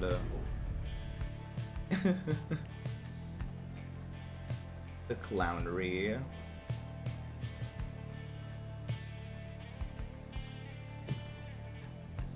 Alright, let's go to the west. Let's do it. The wagon has hit a snag, descending the black crags. Its wheel is stuck. Jodariel is not pleased. First that blasted little bird, and now this. Though you lack Jodariel's raw strength, you join in as she attempts to dislodge the wagon. At last, with a roar and a heave, she forces the wagon back onto solid ground. May this sandalwood be worth all of the hassle. Thank you, Jody. I'm guessing Sandalwood doesn't like to be kept waiting. He is very patient, on the contrary. Not I. Let us move on. Soon the wagon is prepared to press onward, down the jagged slopes. Toward Wakingwood, your companions who explored ahead advise on which of the forked paths is best. Oh, okay, this again. Flamberg lands on the northern plateau over Waking Wood, pocked with seething fissures. Sir Gilman claims he can dig up something valuable there. Or we can go through Glass Peak, which lands to the east of Waking Wood, riddled with black crags. Pamitha says she can procure a talisman here. Oh shit. It was a clown pin. Very fitting.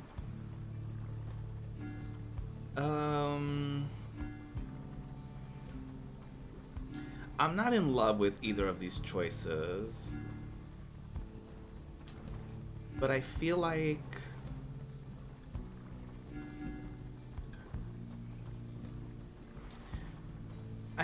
there's a higher chance of Pamitha finding something there than Sir Gilman, because I feel like Sir Gilman is, I feel like, you know, like, oh, maybe I can dig up something there. But I think Pamitha seems more sure of herself. Then again, it could be trickery.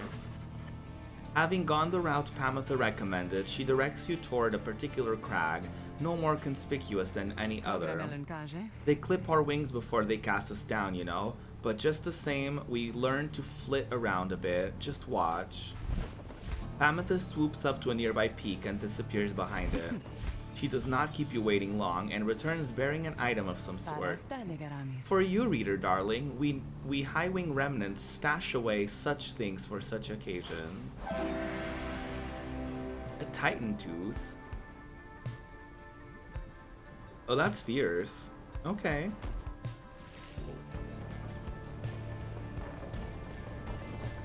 I don't know if we have anyone that we can equip that on, but... Having passed beyond the Black Crags, your wagon arrives at the edge of Waking Wood. It is here that Sandalwood is to be expecting you. However, most puzzling, he ought to have met us here. He said he would find us himself. Aye, he was to find us at the edge of these woods. We supposed to keep waiting for him? He would desire for the stars to be your guide as always. The rites beckon, and the rites take precedence above all else. Surely he shall find us yet. Then let's keep moving. How do we get through these woods? The lone minstrel notes two possible paths towards from this point.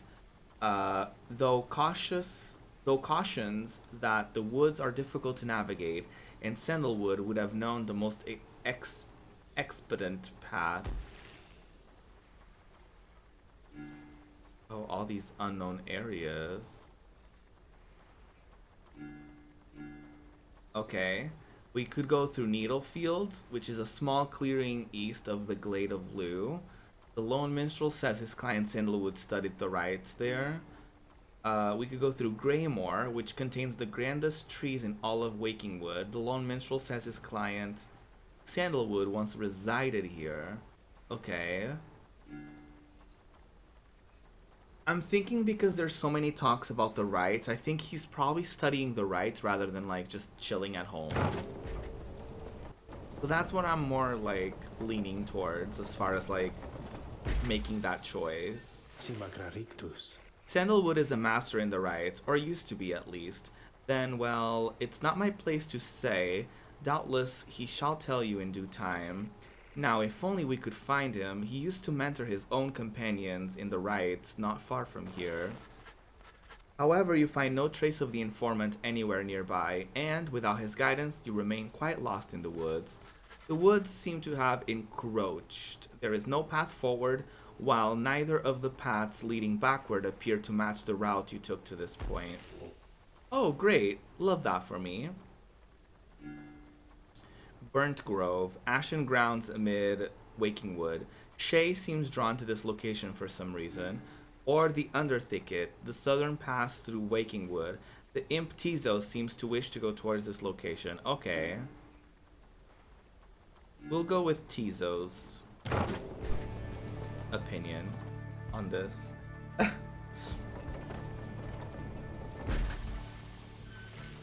The woods are so disorienting at this point that you decide to break for camp and survey the surroundings for any clues. Perhaps later there shall be time to pursue your vocations. The Beyonder... What?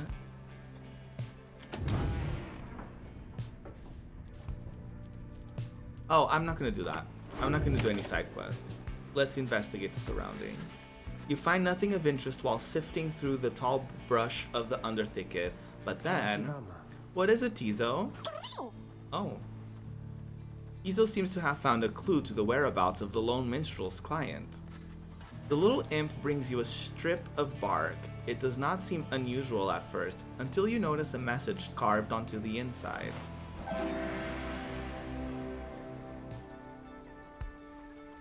On it, it's written, "Come to Cinderroot S." Oh.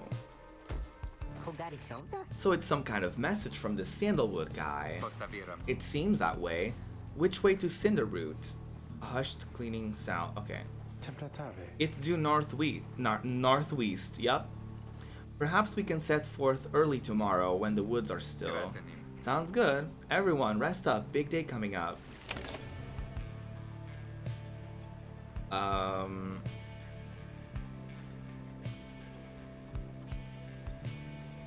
I'm just gonna mentor someone. Okay, who's the lowest? Izo? Oh, the harp girly for sure. Fine then, let us chat together for a spell. You and Pamitha spent some time reviewing some of the specific aspects of the rites, such as the properties of the aura. You sense she gained something from it. Iconic. Well, Tamitha, soon I'll be catching up with you at this, whether or not you like it.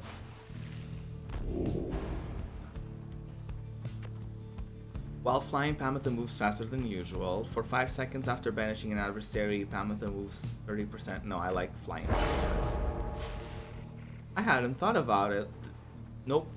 I hadn't thought of it quite that way, reader darling. Let's go. We're going to Cinderroot. Let's go. What are y'all up to right now? Are y'all working? Are y'all twerking? Are y'all playing games? What are y'all doing? Oh my god. You arrive on the outskirts of Cinderroot, but once again, the informant Sandalwood is nowhere to be found. You sense the hopes of your companions waning as your search through the area wields nothing. Then something startles the little imp, Tizo. Tizo seems to be crying out in surprise. He has spotted something, or someone. A tall figure strides forward from the trees, making a sound like laughter. The imp charges toward him, and leaps right into the figure's arms. They embrace. Hail, Tizo, but you look famished. Here. The tall sap produces something that the imp swallows immediately and with great pleasure. A sap is a tree-like creature known for their ingenuity, cleverness, and ambition. Having allied with them, the Commonwealth achieved in decades what it could not achieve in centuries. The lone minstrel nods his head in affirmation. Everyone, I wish to introduce you to my client, Volfred Sandalwood. It has been too long, Volfred, sir. Too long indeed, Tarek. I trust your new companions bring some color to your days. They do, sir. I think that you shall find them worthy of the Night Wings. The sap looks upon the lot of you. You cannot sense his thoughts. We shall see. Then he turns to you. You must be the reader. I'm certain that we all appreciate your efforts here, my kin, though we shall manage on our own from here on out. You're welcome to continue on with us, of course, though you are free to go. I trust you have been adequately compensated for your time. Thanks as well for looking after all of my books. You consider what to say to all of this. Wait, what? I can just leave? I don't think that's an option. You have been assured your freedom. You categorically refuse to be cast aside so easily. The leader of the Nightwings has returned. You can tell when you are no longer wanted. This cannot be happening. To have come this far only to be brushed aside by some strange staff. I'm insisting on staying. You stand your ground, meeting Volfred's steady gaze, and assert to him that you do not feel your commitments to and from this group have yet been satisfied. Hold on. Volfred, sir, I'm Hedwyn. My companions and I are the ones who answered your call. We followed the signs you left for us. Now we're here thanks to you, and also to this reader. Not just a reader, they are our friend. My friend. Aww. They're not disposable. We made them a promise, and our freedoms are now intertwined. Volfred smirks at this. Freedom's not something to be traded or exchanged, my boy. I'd hoped that you would come to grasp this much by now. He breathes a sigh. It seems we started off on the wrong foot. It's not my wish to sour the occasion, for there's much to do. You have a right you need to get to, do you not? I'll come along, though shall not interfere, for it seems you have a kinship with this reader of yours. Now then, Tarek. Aye, Volfred, sir. Come, let's have a chat. Of course, sir. Volfred strides toward the black wagon, which must have belonged to him. You sense many conflicting emotions among your companions. Volfred Sandalwood joins you. He knows much of the rights. Welcome in on board. Don't have much of a choice there.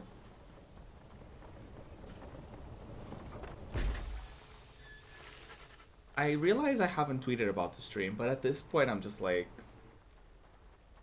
I'm only going to stream for like another hour, so I'm just like, is it worth it for me to even like tweet about it? Probably not. I mean, the thing about tweeting about streams too is just like, realistically, do people even see them anyway? Because like links and all that, I'm just like, ugh. Your wagon cuts through a clearing to arrive at the Glade of Lu, where the stars directed you. Volfred nods his approval, but leaves everyone to their devices. Oh, the demon. Oh, the demon?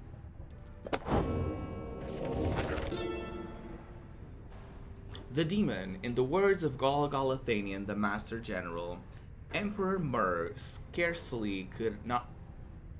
Nope. Emperor Mur, scarcely could I recognize him when at last I found him. A half-starved animal, horns sprouted from his head, a bestial mirror of his blackened reputation.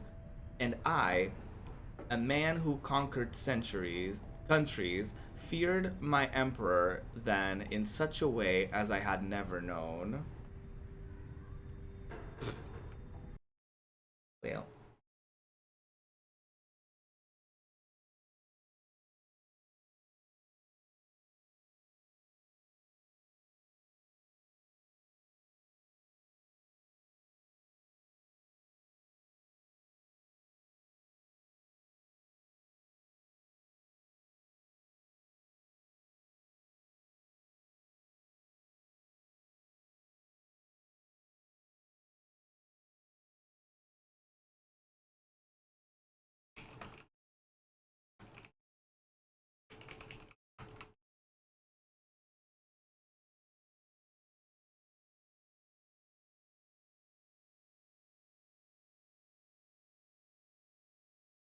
No, you. Well. Imagine being a clown. My charge had been to slay this man, but when I discovered him, he was already fighting for his life. The little imp, Aab,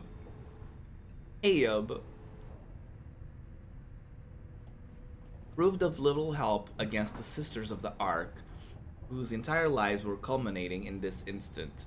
I was unable to watch. My heart ached with such pity for the man, and for the love I felt for him when I had served him, that I sprang to his defense.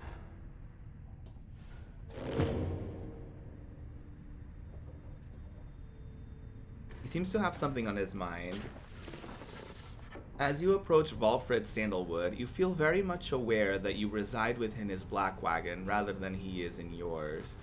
He studies you in silence for a time, and then... Tarek, if you have a moment. Hi, Valfred, sir. What is it? This reader. You deem them worthy, by your estimation? The lone minstrel tilts his hat in your direction. If you wish my own estimation, Valfred, sir, then I do. Of course, it is not entirely for me to say, but I have seen this reader integrating with the others well. I believe that their achievements are self-evident in having reached the Black Basin. Your instructions were deliberately difficult to follow, and yet they and the others followed them. Indeed, your words make sense as ever, Tarek. And what does little Tizo think of them, I wonder? Tizo indicates that, as a matter of fact, he is happy to have you around. Aww. There you have it, sir. I see. He continues to examine you. High praise isn't oft spoken by those two, my kin. Nonetheless, I shall be watching you. Now, pardon us, Tarek and I have matters to discuss. Jesus, they're always like so fucking secretive. They leave without another word, although you think you notice the lone minstrel look your way over his shoulder. I just despise that kind of dynamic. Like when someone joins like your group and then there's just like they just take people aside and they just like keep taking people aside to just have like private little conversations of their own. It's like, girl, like, okay. Oh, hey, you guys. You know, I guess I didn't get the word out about this new franchise which we opened here just now. So give you a great deal. Just tell your friends, okay? Oh, and hey there, Mr. Sandalwood. Good day to you as well, Ron. I don't like that dynamic of him just like joining and like being extremely secretive with everyone else. It's like, I've done all the work up until now, and you just want to replace me and then be like, let me see if you're good enough. Let me ask everyone else about you. Like, ugh. It almost made me regret wanting to stay. I almost just wanted to be like, oh, can I go back, actually, and, like, just leave? Because, like, I don't want to be judged. Like... Literally, where were you this whole time? If you wanted to be the reader, you could have been the reader from the beginning. But no, they relied on me. And now you come in and you're like, oh yeah, let me replace you. No, I don't know about that. Can you tell I'm pressed about it?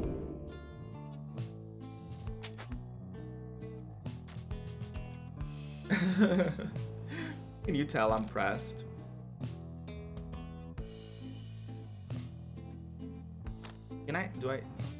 Do I sell both of these? I feel like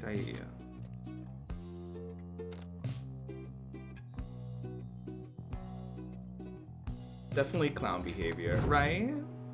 I agree.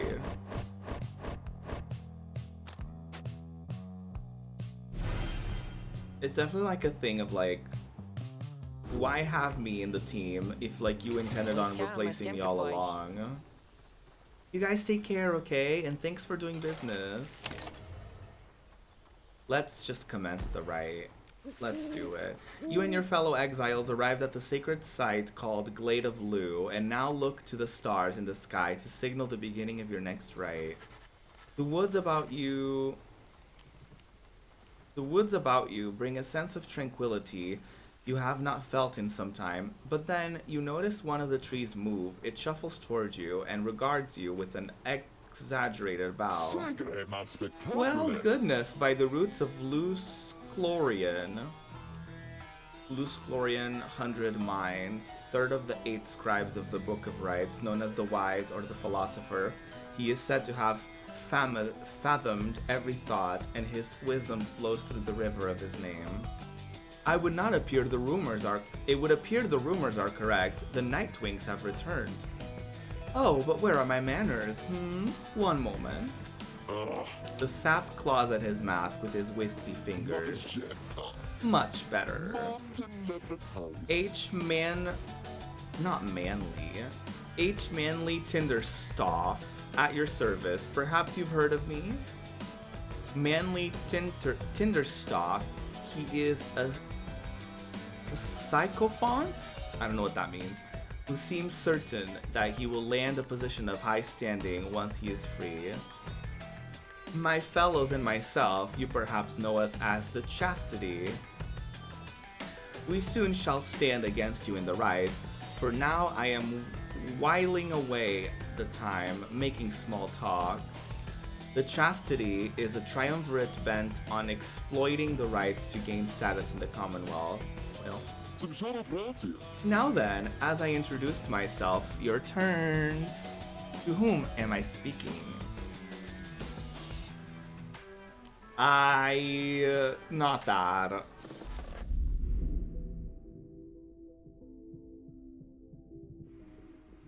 Then, in your mind's eye, you see Volfred and hear his voice. Manly Tinderstoff is not to be trusted. Reveal neither yourselves to him nor me. Well?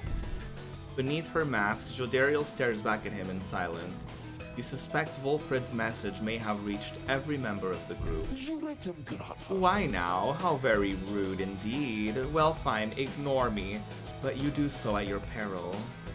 Anyhow, once this evening's rite commences, any moment now, then I'm afraid ignoring me won't be an option any longer. Oh, and now I do believe the sky is beginning to show. We'll have to chat again some other time. Now, come along, come along. Manly bows again and wanders off into a clearing as the stars begin to burn. Alright. Is this our second or third rite of the day? I think it's our second, right? Yeah, I think so, because we've beaten the girlies, and now we're doing the Once fight in again, the the woods. stars align themselves before you, reader. And Maybe I here can do a now third. at the Glade of Liu, I have That would to be say, fierce. you've come so very far. Thank you, thank But you. there are those, such as your adversaries called the Chastity, who have toiled for this too. Uh-huh. They know that with their freedom comes great opportunity. Uh-huh. It could be yours instead. Uh-huh. Please show the Chastity that the Nightwings are superior. Oh, this seems extremely straightforward. I wonder, oh honored Nightwings, how well do you know these woods? Why, these woods would strangle you, and I'm afraid I could do little to stop them even if I tried. You might do better to beware of them. When Jodariel continues to ignore him, he grows upset. Why, you insolent? Then, fine, let us begin the dance indeed. He shoves his mask back on in a huff. And allow me to thank you in advance for helping me return into my proper station in the Commonwealth. Now we shall get started. Okay. I'm gonna get the person with the lowest thing, because that's usually what I like to do. So we have T-Zone. Tizo. We're gonna have the person with the highest, which I think is Rucky. Ruki. And I'm gonna have someone that's like in the middle. So I'm thinking like, I think Headwind is a good option. Headwind. Ow. Let's show Volfred what we can do. Are you quite ready finally, oh Nightwings? May all those masks of yours ensure no harm should come to any of your lovely countenances. Now, come along, let's give the stars a show.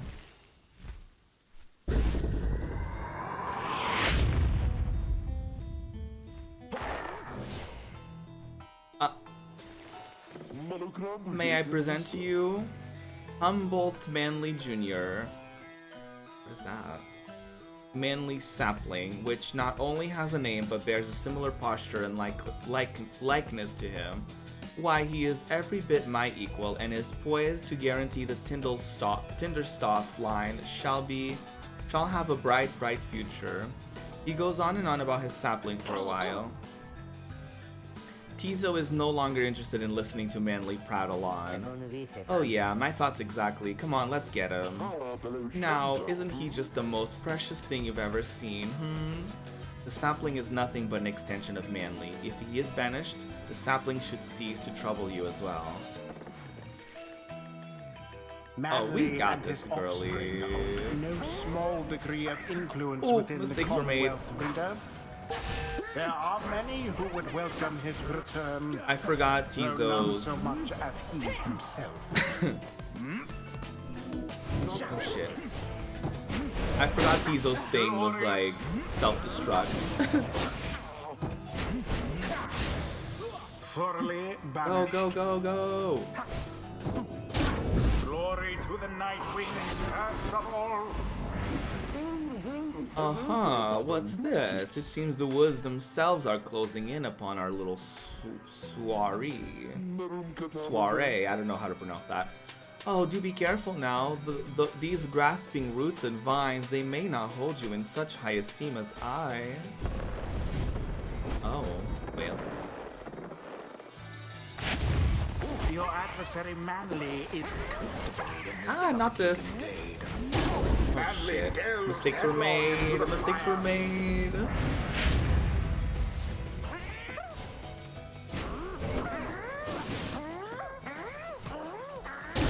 Tizo doused their pyre. I just fly past them. I love that for me. Oh dear, the woods are closing in, uncomfortably close at that. Whatever shall we do? Perhaps if you just stand aside a while, we could put an end to this that much sooner. Oh girlie, please. Oh, Oh shit. Nar. Oh nar. Oh. alas. Nar. Oh wow. Okay. The Night Wings' adversaries gained an edge. Go Tizo, go Tizo. Tizo takes the plunge. Oh my god, this is a close match. Say, have any of you noticed how it's feeling rather crowded out here? Almost as if the 100 Minds himself resents you being here. Yes, I rather think that's it. So cease with all your scurrying around with that damned orb and let me handle this. Oh girlie. This girlie is doing the fucking most.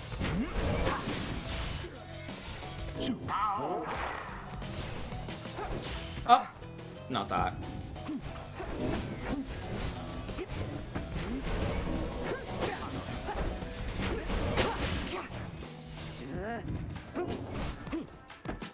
Okay. there we He go. plunged into their fire. Whew. This is challenging. Alright, you Nightwings, I've had it up to here with you. Or perhaps I've simply had it up to here with all of these encroaching plants, these miserable things. Either way, I don't appreciate how you're ignoring me. Aww. You're so stressed. Oh, nar.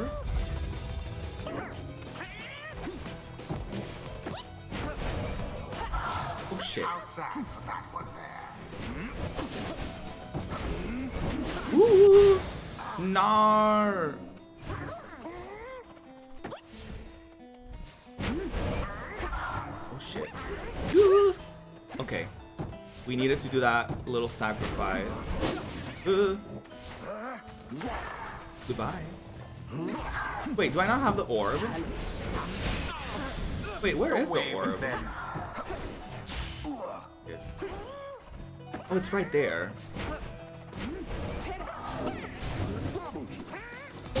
Deliverance. I did it.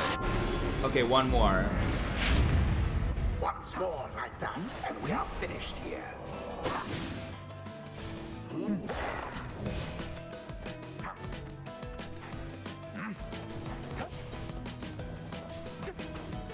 Goodbye, Headwind. Woo! Oh no! Simply abhorrent. Oh shit. Oh, that was close.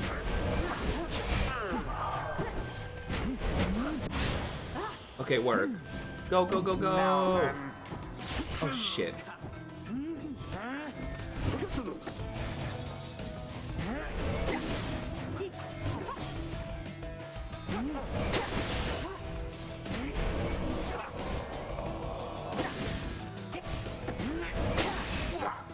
Okay, go, go, go. Yes.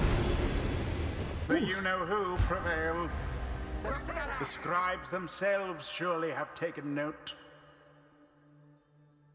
We did The it, ceremony Joe. is complete. Tizo is fired up at having prevailed against the manly and the chastity. Yeah, that's how we do it, people.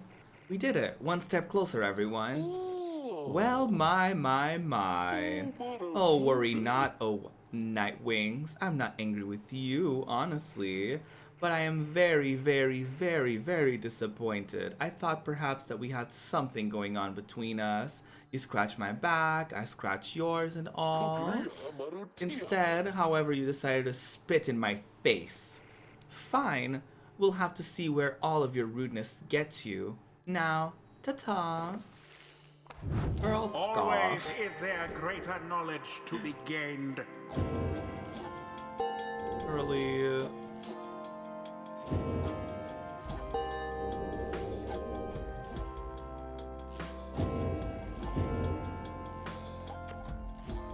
Until the next rite. That was well done, my kin. I'm beginning to see why your companions vouched for you. Don't let it get to your head, of course. Girl. Girl, please.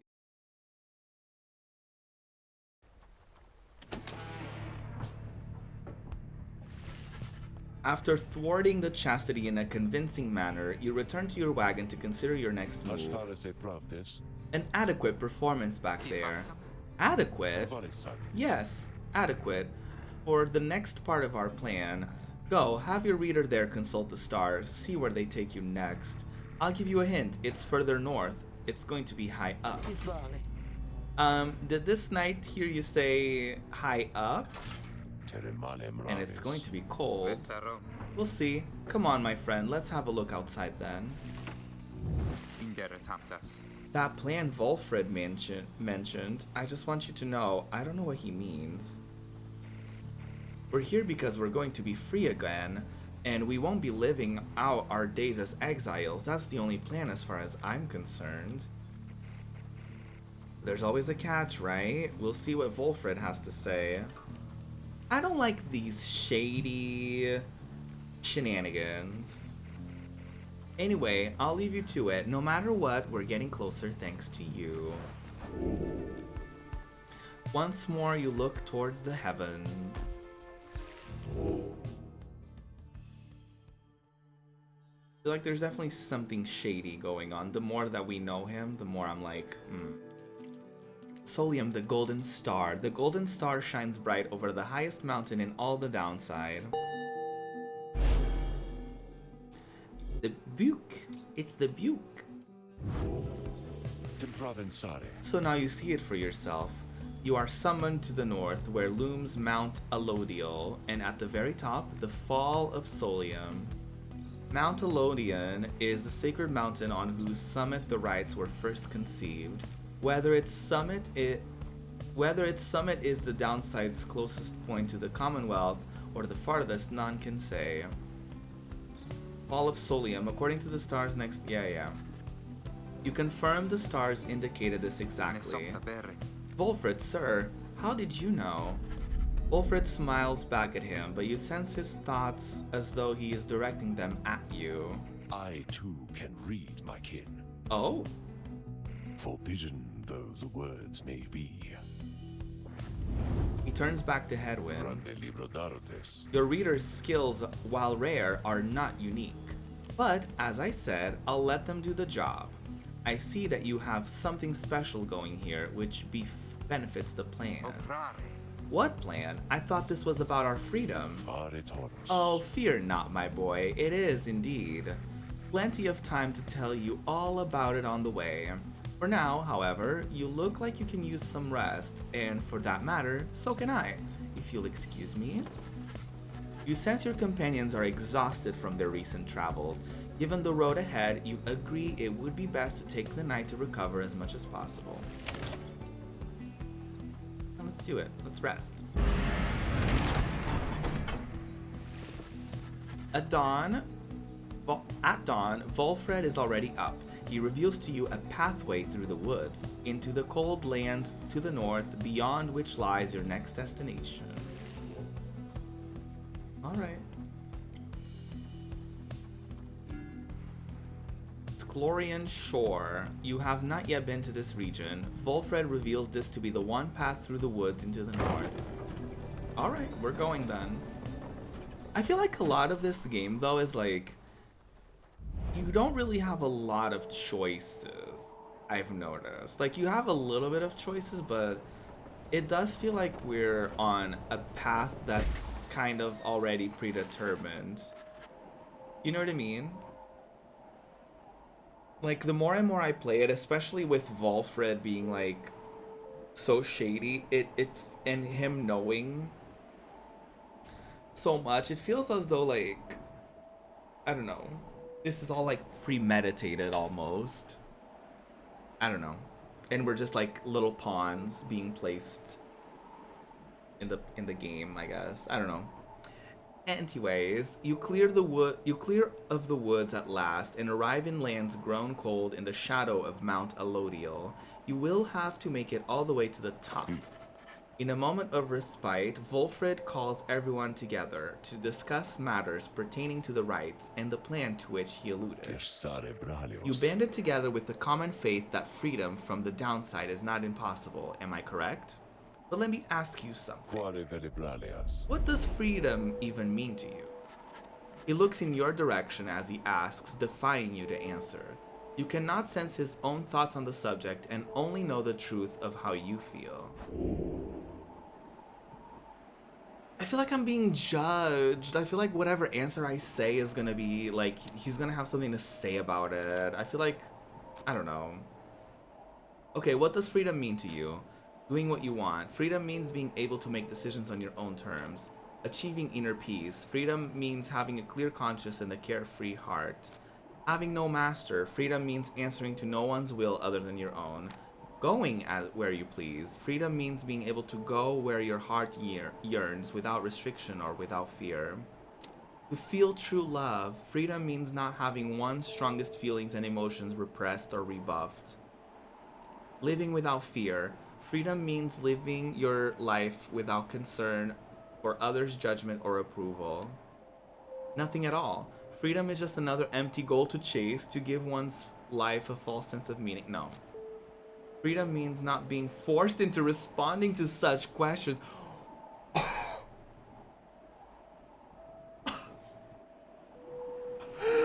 That is fierce.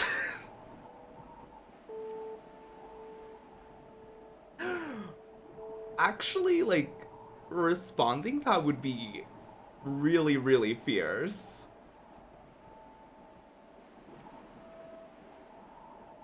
Being like, being free is to not answer your question. That is... that is a fucking boss move, if you ask me. This is really fierce. I'm very tempted to say this, although I feel like this is not gonna get me... You know, whatever. You know, freedom, this is the answer that, like, resonated the most with me, so I'm just gonna say this one. Your thoughts on freedom are your own. You hold Volfred's gaze, but do not answer him. Ooh, we just do a stare competition. You feel the tension growing, but at last he breaks the silence on his own. Veritas. So freedom means you can defy me, is that it?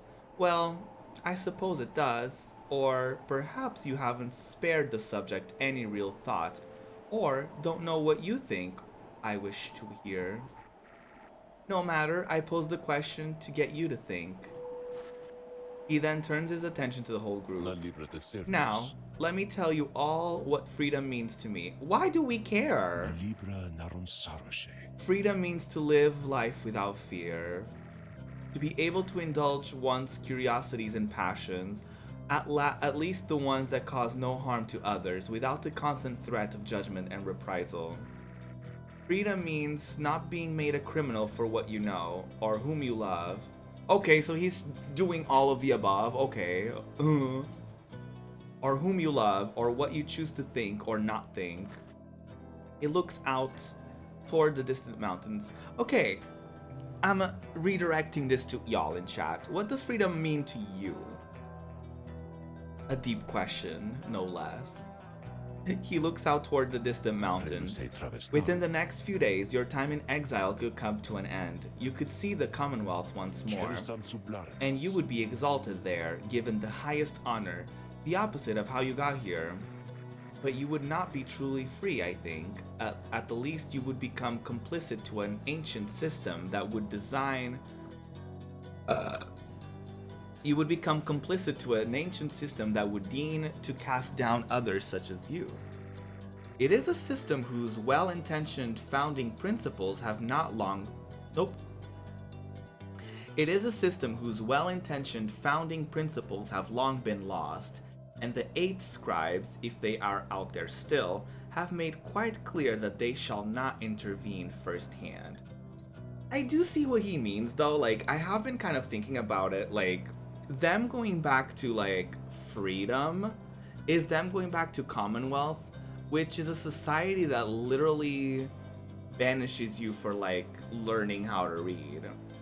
So, like, I do kind of agree, and I did sense that he would kind of, like, with this conversation coming to, like, us. Sorry, my neck is, like, stiff right now. I did kind of suspect that he was, like, going to, like, question or challenge our definition of freedom, because to him, and I feel like it's a fair thing to assume, like, the Commonwealth isn't necessarily freedom, right? So it is interesting that to be posed that question. That is where you come in. He turns to you and everyone again, looking to each of you. Long have I wished to gather such a group, that together you might see that seeking freedom only for yourselves is too modest of a goal. You share a higher calling now. The plan then is this. We free each other from the downside through the rights, then we meet up on the other side. We organize. Each new moon at dusk, we join together at the Spiral Sanctum. The Spiral Sanctum is the burned down remains of the old capital of the Commonwealth. The remains stand as a warning to those who would seek to spread forbidden knowledge. We need as many of us there as possible. My agents on the other side shall explain the rest. Oh, so this is that kind of game where, like, in the beginning you're like, oh, this is about us getting our freedom, and then it's like, oh no, once we get there, we're gonna have to fight more. You're plotting a revolt. Just so, I am asking a lot. You do have other options. The seat, however, is not one of them. The reader and myself, you know by now that we can see through it. But you need not be a part of this, nor is it in my interest to coerce you. You may go your own way if you wish, live out your remaining days here, like many others. So if anyone among you prefers that, if you cannot see yourself continuing to strive together in the Commonwealth as you are doing here, then speak now. Freedom for me is living on my own terms and being able to pursue the things I want to do. So I guess under capitalism, I'll never be free. Yeah, although I do think that there's ways to find freedom within the systems at place. But I do agree that the systems at place are not made for people to just do what they're best at or for people to do what they love. They're made to just contribute to the system in whatever way. Doesn't matter if they're miserable, doesn't matter if they hate it, doesn't matter if they're good at it, like, it just matters, all that matters is that everyone contributes to the capitalistic system at hand, right? So I do get you.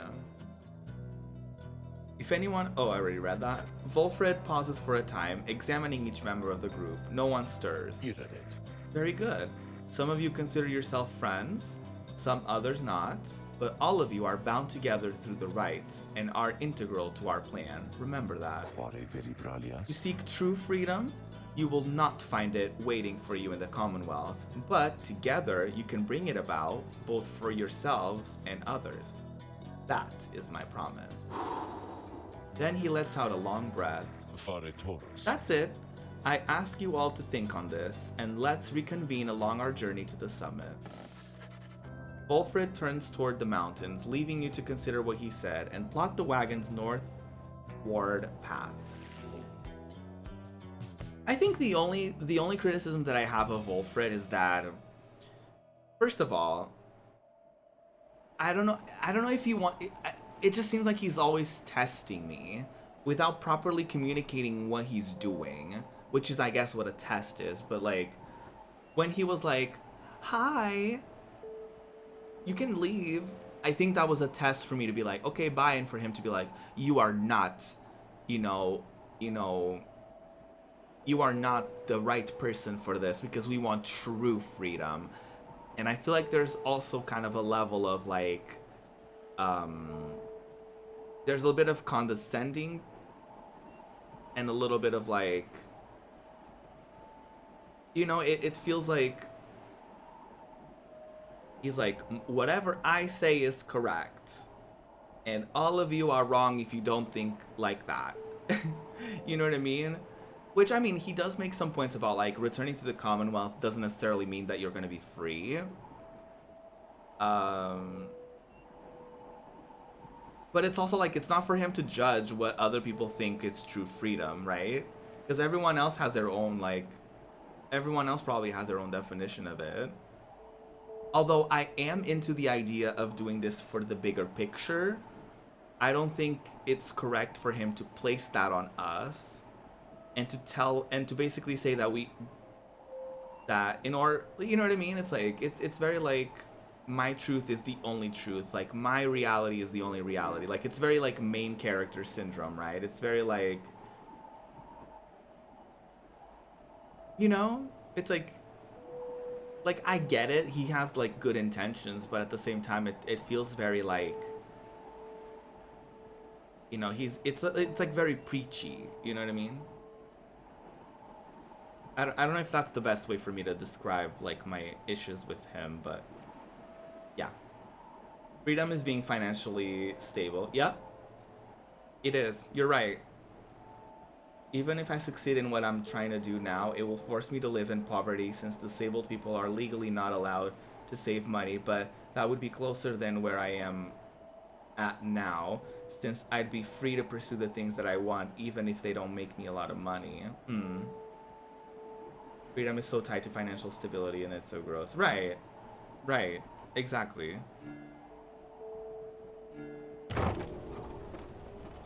It really is.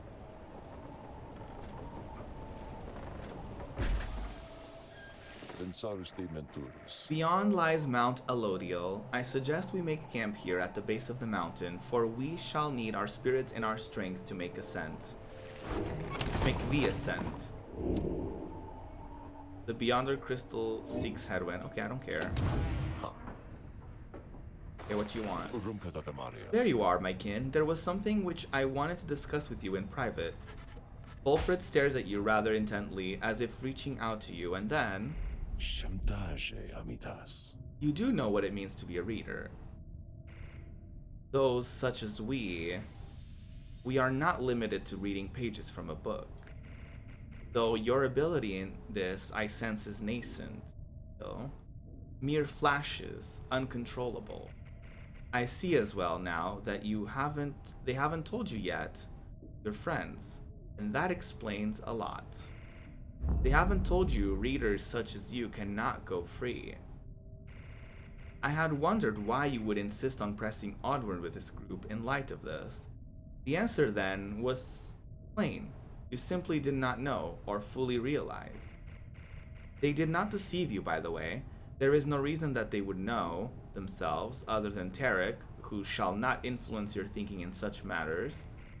Rather, I had expected when at first we met that you already knew the truth of this from having read the passage in the Book of Rites, which states it plain. Only those who shall conduct the rites firsthand shall walk the path toward enlightenment and become eligible to regain their freedom.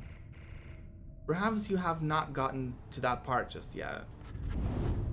Wolfred breaks. You know what I mean? He's so condescending in the way that he talks. Like, just fucking tell me.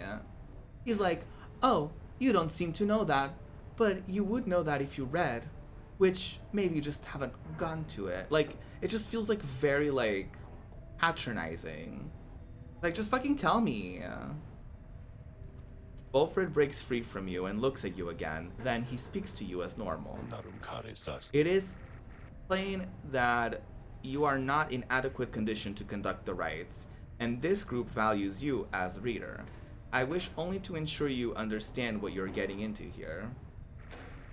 Despite whatever hopes and dreams, not beat their coochie. Can I have some cock, please?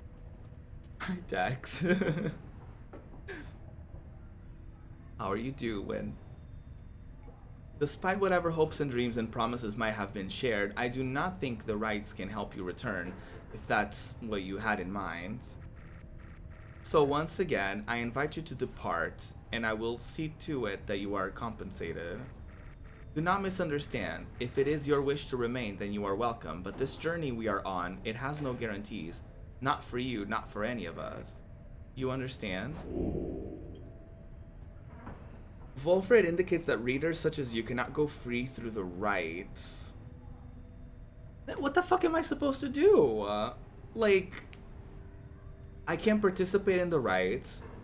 I'm technically participating in them by literally telling everyone what to do, and yet I can't be free because of that. Then what am I supposed to do? Like, I'm not gonna lie, the story is starting to frustrate me a little bit. There is more at stake here than your freedom alone, and besides, perhaps there is a way. You have learned in life to keep your expectations low and tempered.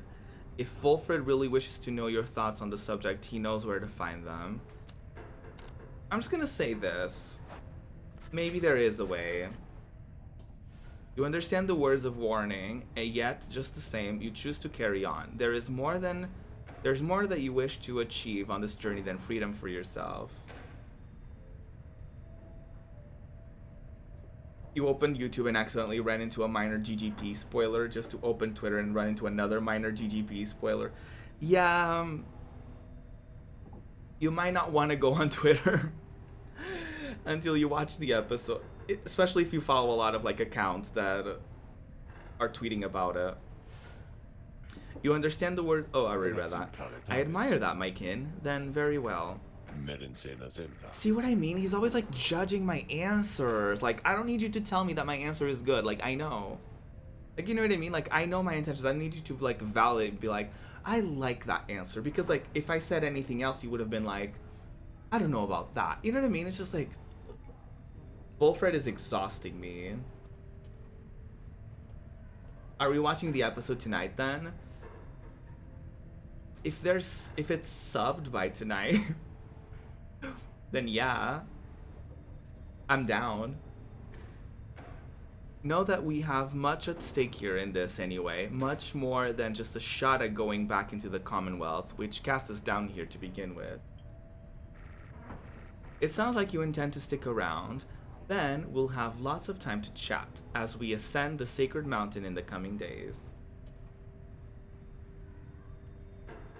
Give us the family feud good answer, regardless of how good it actually is. I don't think he would. He's annoying like that. Until then, he strides out of the wagon then, leaving you with your own thoughts. Headwinds Cookington. No, I don't want to care about that. Goodbye. Let's discuss the plan. Earlier, Wolfred called for a group meeting, presumably to reveal his plan in more detail. Instead, he reveals some bad news. Wait, what are you saying? What I'm saying, my boy, is that while you can indeed get yourself out there, it can't be all of you at once. We earn our way back one by one, or not at all. But I thought I swore that we'd go free together. We may go free together yet, but it's going to take time, and this is only the first phase. You, Hedwyn, and the others exchange glances. Let me make this plainer for you still. Patronizing. Again. Here's how the coming days are going to unfold. First, we are going to ascend Mount Elodiel, there to the north. You may not think this wagon's fit for it, though rest assured it's made the journey many times. Next, we'll pass through the Scribe's Scribe's Gate. It is said that the scribes themselves keep watch over the Scribe's Gate. The judgment of the scribes determines who can cross and who is sent to the fast way down. So we can earn our way there, only for them to be like, no. I don't know how I feel about that. Only the worthy pass through there, as your reader could attest, if they did not merely skim that chapter of the book. Again, another jab at me. I hate him so much. He's pissing me off so much.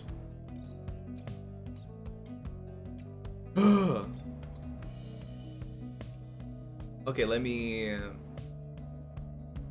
read what y'all are saying.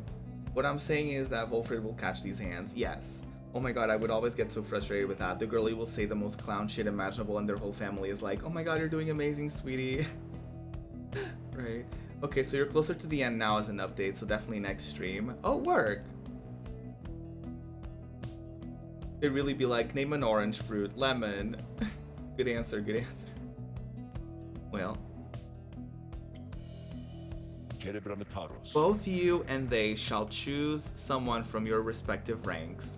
Then, once one of the triumvirates prevails, their somebody will be whisked home to the Commonwealth. Whisked home to the Commonwealth? Precisely. Once returned, our somebody is taken in and clothed and fully pardoned. The Commonwealth knows all of this? The same Commonwealth that says a sentence into exile is forever and freedom from the downside is impossible? Many of these details the scribes themselves wish to be kept secret. Former exiles and the leaders of the Commonwealth alike have good incentive to protect those secrets well. So then, that's it? We climb the mountain, someone goes back, everyone else stays? For most of those participating in the rites, yeah, that's it, but I like your connotation, and indeed, for us, that isn't it at all. If one of us returns, it shall just be a step along the way. However, let's let that sit for now. Gather your strength. We'll talk again on our way up. Wolfred leaves the rest of you to consider what he said. You have time now for your vocations. At dawn, you shall begin your ascent of Mount Elodiel.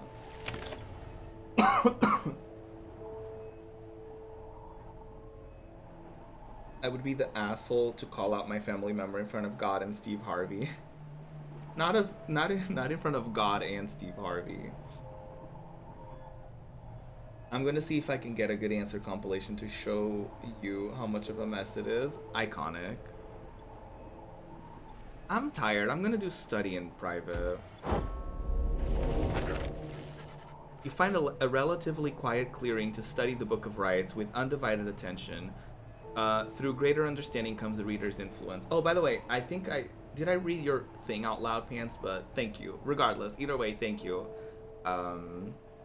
I'm excited. This is like, I could probably just like stream on Sunday and we can get the new series started by like Monday. So that could be fun. You find although part of me kind of wants to make like a little logo for like Ruby's retro roulette, but I don't fucking know what to do. I don't know what to do. You find a relatively quiet clearing to study the Book of Rites with undivided attention. Through greater understanding comes the reader's influence. Okay. Oh, I can't do +1 glory, apparently. Okay, focus on which aspect of the Book of Rites. its teachings and its wisdom for one hope, its authors and its prowess for one quickness, its innate mystic power for one presence. I'll do one hope. You concentrate on the substance of the words and teachings of the Book of Rites, such as you understand them thus far. That scared me. Inspiration comes to you in a flash, whether from the book or from within, you cannot tell. You gain the reader's influence, spirit. We did it, Joe. Okay, bye, wig. Let's go to the Mount Elodial. Oh, yeah, we can do this. I think we can do this right, and then we finish the game next stream.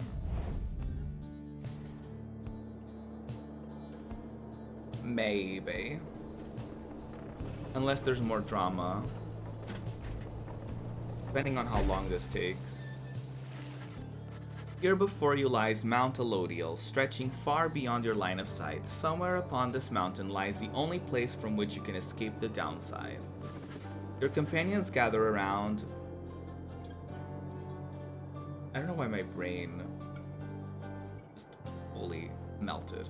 Your companions gather around again before Volfrid, who stands tall as ever, whether from the cold air or the subject now at hand. You sense the tension in the air. Have there been any girlies that can snap us in half? There's only one girly that can snap people in half, but she's a girly, and so I don't think you would want her to snap you in half, but a lot of people in chat have expressed such feelings. Now then, you all have many questions, no? I've done a lot of talking, so go on, ask away. But there is only silence. One question I mean, Hedwyn is iconic. I would accept him snapping. I don't think he would be capable of snapping me in half. But he could do other things, you know? There is only silence. One question stands out in your mind, which you refrain from asking yet. If only one of you is to go free at first, who shall it be? Go on now, don't be shy. Who first? Questions. Why us? Why you indeed, madame? That I can explain. You've seen the sorts you stand against as adversaries in the rites. What is it that they want, do you suppose? They want their freedom back, of course. They'll settle for it on the Commonwealth's own terms. They'll gain their freedom and some cushy new responsibilities. Perhaps then they'll have a hand in sending still more exiles here to join us. Think on it. The Commonwealth rose from the ashes of a fallen empire thanks to the efforts of the first exiles who escaped this place via the rites. It is the Commonwealth's first and proudest tradition to honor those ones who live to redeem their transgressions. They have a certain wisdom, do they not? But as for you, I have been looking for a certain set of dispositions for a good length of time. All I needed was for somebody appropriate to show up and to listen. So, I planted many little eyes and ears throughout this land, whispering hints of this, absurd as it may sound, took someone with a certain faith and creativity to go for it. That someone proved to be Hedwyn over there. He was tasked with seeking two trustworthy allies, an old buried wagon, and a reader. Free my coochie. He was invited to bring others for the ride, all different sorts. Gather enough help, and he and his friends could be free. Long story, but you know much of the rest. So then, why you? Because I've reason to believe you're not the sort to play right back into the Commonwealth old hand. The rites, as you have seen, are quite exclusive. You are imposters in this little party. You could be the ones to break it up. Now then, more questions? Your head is beginning to spin. You can excuse yourself or keep listening. I'll keep listening. Unless I don't know the implications of my head spinning though, which is the game's which is what they want.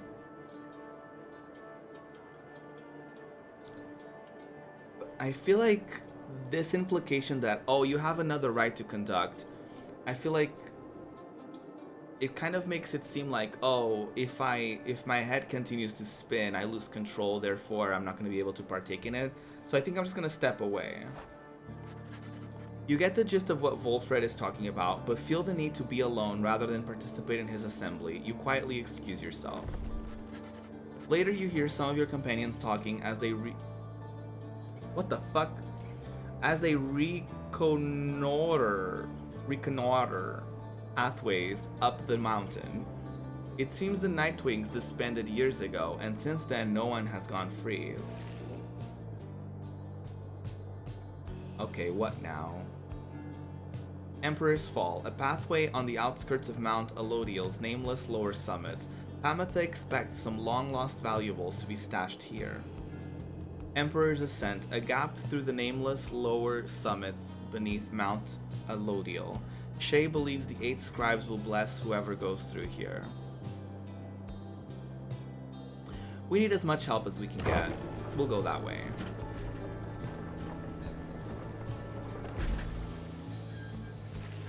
The sublime beauty of Mount Elodiel, along with the thin air this high above the sea, has been enough to silence even the most talkative of your companions. However, Shay has been positively bursting with excitement. Isn't it wonderful? I think it really is, don't you? Tizo seems not to share Shay's enthusiasm. He does not like the cold. You've been here before, Tizo, isn't that so? Why would you ever leave? I wouldn't leave. I'd stay. I think I'd stay, unless maybe I got too cold or hungry. Wait, is that... Something about her changes then. Wait, look. But Tizo, don't you see? Look, don't you see them there? Tizo seems to be exclaiming something in utter disbelief. You yourself see nothing, but Shay rises almost off of her feet as the imp looks on astonished. Was that the scribes? It was. I know it was. They said something to me. They spoke to me. They told us we are welcome, that we are welcome here. Shay runs off to spread the word among all your companions. Strangely enough, her enthusiasm is infectious, and in spite of everything, your spirits rise. Okay, work. 2 more hope. God, this is a long journey. We might not be able to get there today.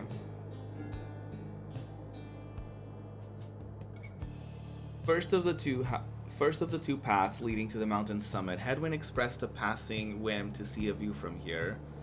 Temple Cistern, a second of the 2 paths leading to the mountain's summit. Sir Gilman wishes to look upon the sacred waters here. I feel like the sacred waters are more valuable than like seeing the view from here. I feel like, you know what I mean? Like watching the view is like kind of a juvenile thing, while I feel like the sacred waters may bring us like realistic benefits.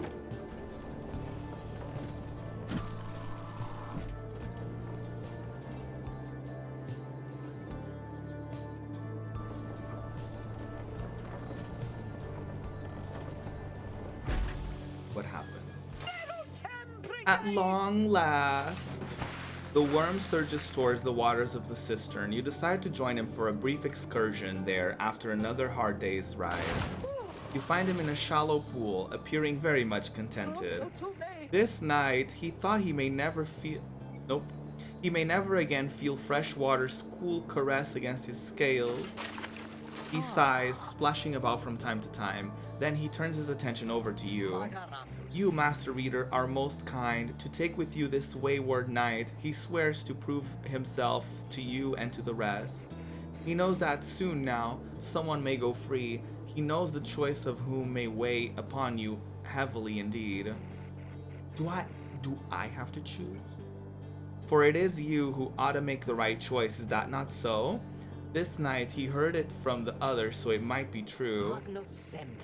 Now listen, please, upon what little honor this knight has. This knight's penance isn't yet complete. There's much atoning to be done, so when rises to the occasion to decide who ought to be free, this knight wants you to know something. Please do not choose him, not even if you wish, and not even if you can. He begs of you, allow this knight that simple dignity. Okay. With that, Sir Gilman sinks into the waters. His tail waves to you to leave him be for now. Sir Gilman does not believe that he deserves his freedom yet. Okay. And he earned a little enlightenment. That's not, I was expecting more. More benefits from that choice, but whatever. You and your companions gather at Scribe's Gate, where the single narrow trail to the summit narrows even more and falls under an archway carved with stone. Archway, excuse me. Come along now, everyone, and be prepared to speak your mind when you're called. Frankly, most of you still lack enlightenment. Wow, okay. But we may pass together, much how we act as with a single heart and mind during the rites. Well then, lead onward, Tarek. Please follow me. Removing his hat, the lone minstrel approaches the gate. You and all the others follow. When the last of your companions nears the arch, you notice someone standing high above, who then appears before you. She eyes the lone minstrel first. Oh, she's stunning. Is that you, Tarek? It is. Greetings, Celeste. She watches over the Scribe's Gate and seems to be connected to the lone minstrel and the rites. She's fucking stunning. And how was your rest? Too long, Celeste. It seems your work has piled up in the meantime. You bring this many to the gate? Aye. Then let us make this quick. He gestures toward the rest of you. Now each of you in turn, state who you are and what you seek whilst crossing the Scribe's Gate. Scribe's Gate. Do as she says, please, without questioning. Your fellow exiles exchange glances but quickly comply. I'll start. They call me Headwind the Deserter. I've come here seeking freedom for myself and my companions. In my case, so I can return to be with the one whom I love. The woman bids him forward. The lone minstrel prompts Rucky to speak up next. I am regarded by the name of Rucky Greentail. I just want to get out of here, I guess, with my chums preferably. Go see Mama back home. I am Captain Jodariel. I do not truly know as yet what I am seeking here. Oh, and my name is Shay? And I am here, I think, because the scribes have called to me. It must be them, because if not, then who? Tizo seeks to live up to the Nightwing's legacy and maybe see the Commonwealth someday. Sir Gilman of the Sea Dominion, at your service. This knight is on a quest to find his honor. He lost it at some point. Tamatha Thane, I'm only here because my sister's here.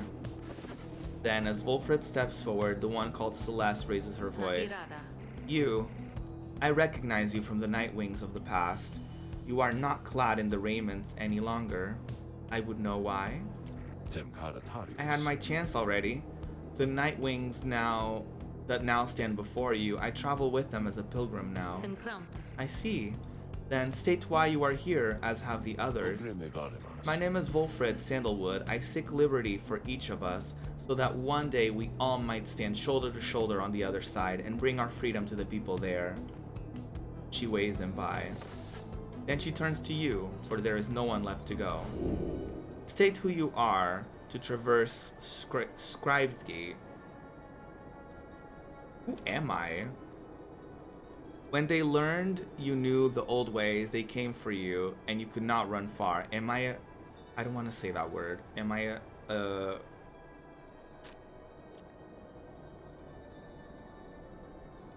I don't even want to touch that. You are just an old farmhand. Your youth is gone, but your thirst for knowledge earned you a trip to the downside nonetheless. You are a war orphan. Years of strife between the Commonwealth and the High Wing remnants afflicted you since birth. Try as you might, you cannot make out the details of what life was like in the Commonwealth. I'm gonna do that, because I don't know. I don't fucking know. You cannot for the life of you recall a time before arriving in the downside. Details of the Commonwealth are scarce within your mind. Perhaps you wanted to forget the place. The one called Celeste continues to examine you, expecting you to add to your response. State also what you truly seek to traverse Scribe's Grate. You wish to return to the Commonwealth and to live out your days there, doing as you please. You wish to do whatever it takes to see your fellow exiles regain their freedom. You want revenge? No, I'm not gonna say that. I want true freedom. You wish to regain your freedom, not simply to return to the Commonwealth, but to be able to live there in peace. If Wolfrid's plan shall bring about that peace, then you shall do your part to achieve it. The woman regards you for a time, then nods once and waves all of you by. The 8 scribes bid the Nightwings welcome here. Go forth with glory. And Tarek, I, Celeste, be on your way as well. The lone minstrel bows his head and puts his hat back. He does not look back at her. Okay, so are we all free? I thought it was one at a time. I'm so confused. Maybe a decision will be made here.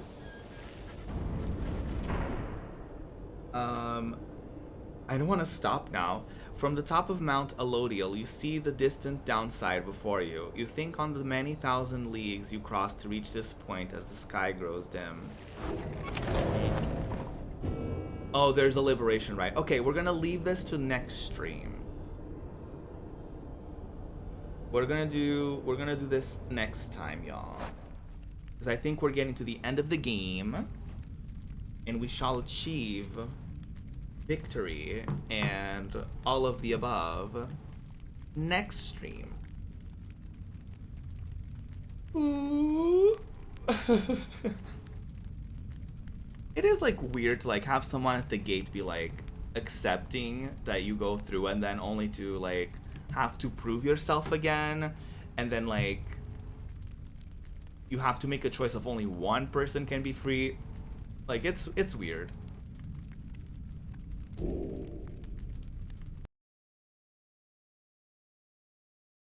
gonna be interesting seeing what happens next time for sure. But that has been today's stream, everybody. I hope y'all have had a good time today. I hope y'all have enjoyed. I hope y'all have been enjoying Pyre. I hope so, because I've been playing it a lot. And so, you know, if you're not liking it, then I'm sorry. I'm not playing anything else right now.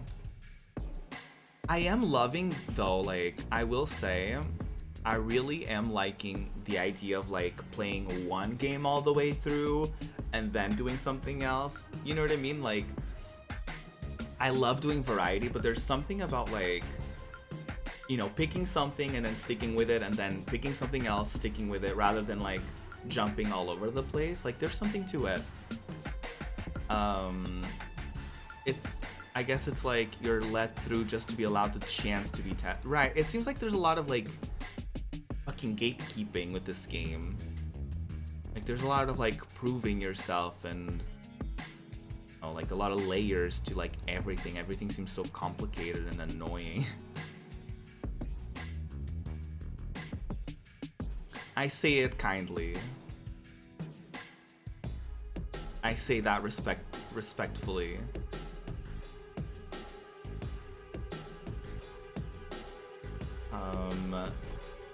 Who do I want to say hi to on this day?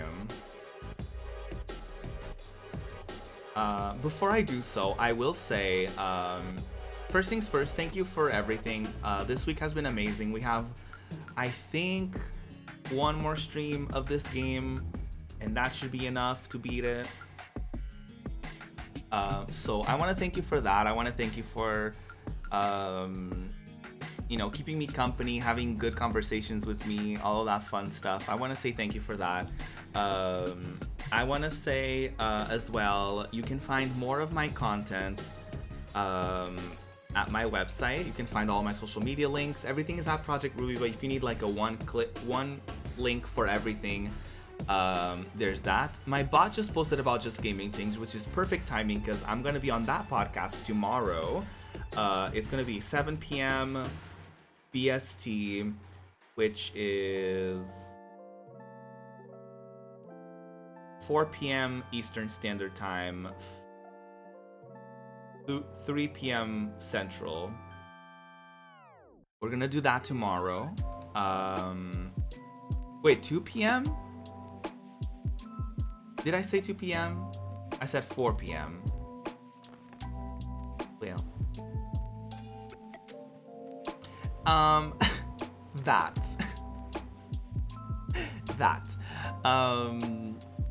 And then Sunday, I'm gonna be back with another stream. I'm thinking around the same time as today. And I'm gonna try to start the game as soon as possible, like within like the first maybe within like the first 30 minutes of the stream. We'll do that for like just chatting, and then we'll do the rest of the game for like, you know, as much progress as we can. So that's gonna be fun. And then by Monday, I'm gonna be doing the new series, Ruby's Retro Roulette, with Donkey Kong Country. That's gonna be our first stream of that series. I'm so excited. The year I was born. Damn, who do I want to say hi to right now? There's so many people streaming and doing iconically. Really difficult to choose. So difficult to choose.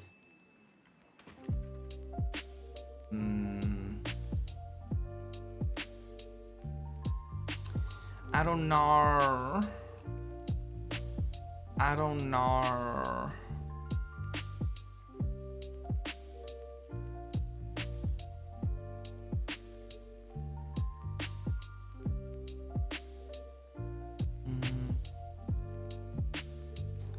Not this person.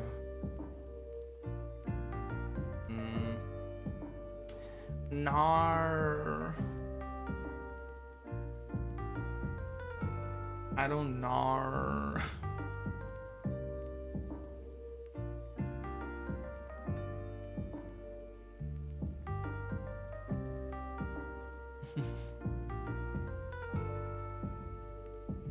Okay, I don't think I've ever rated this person, so I think this is actually a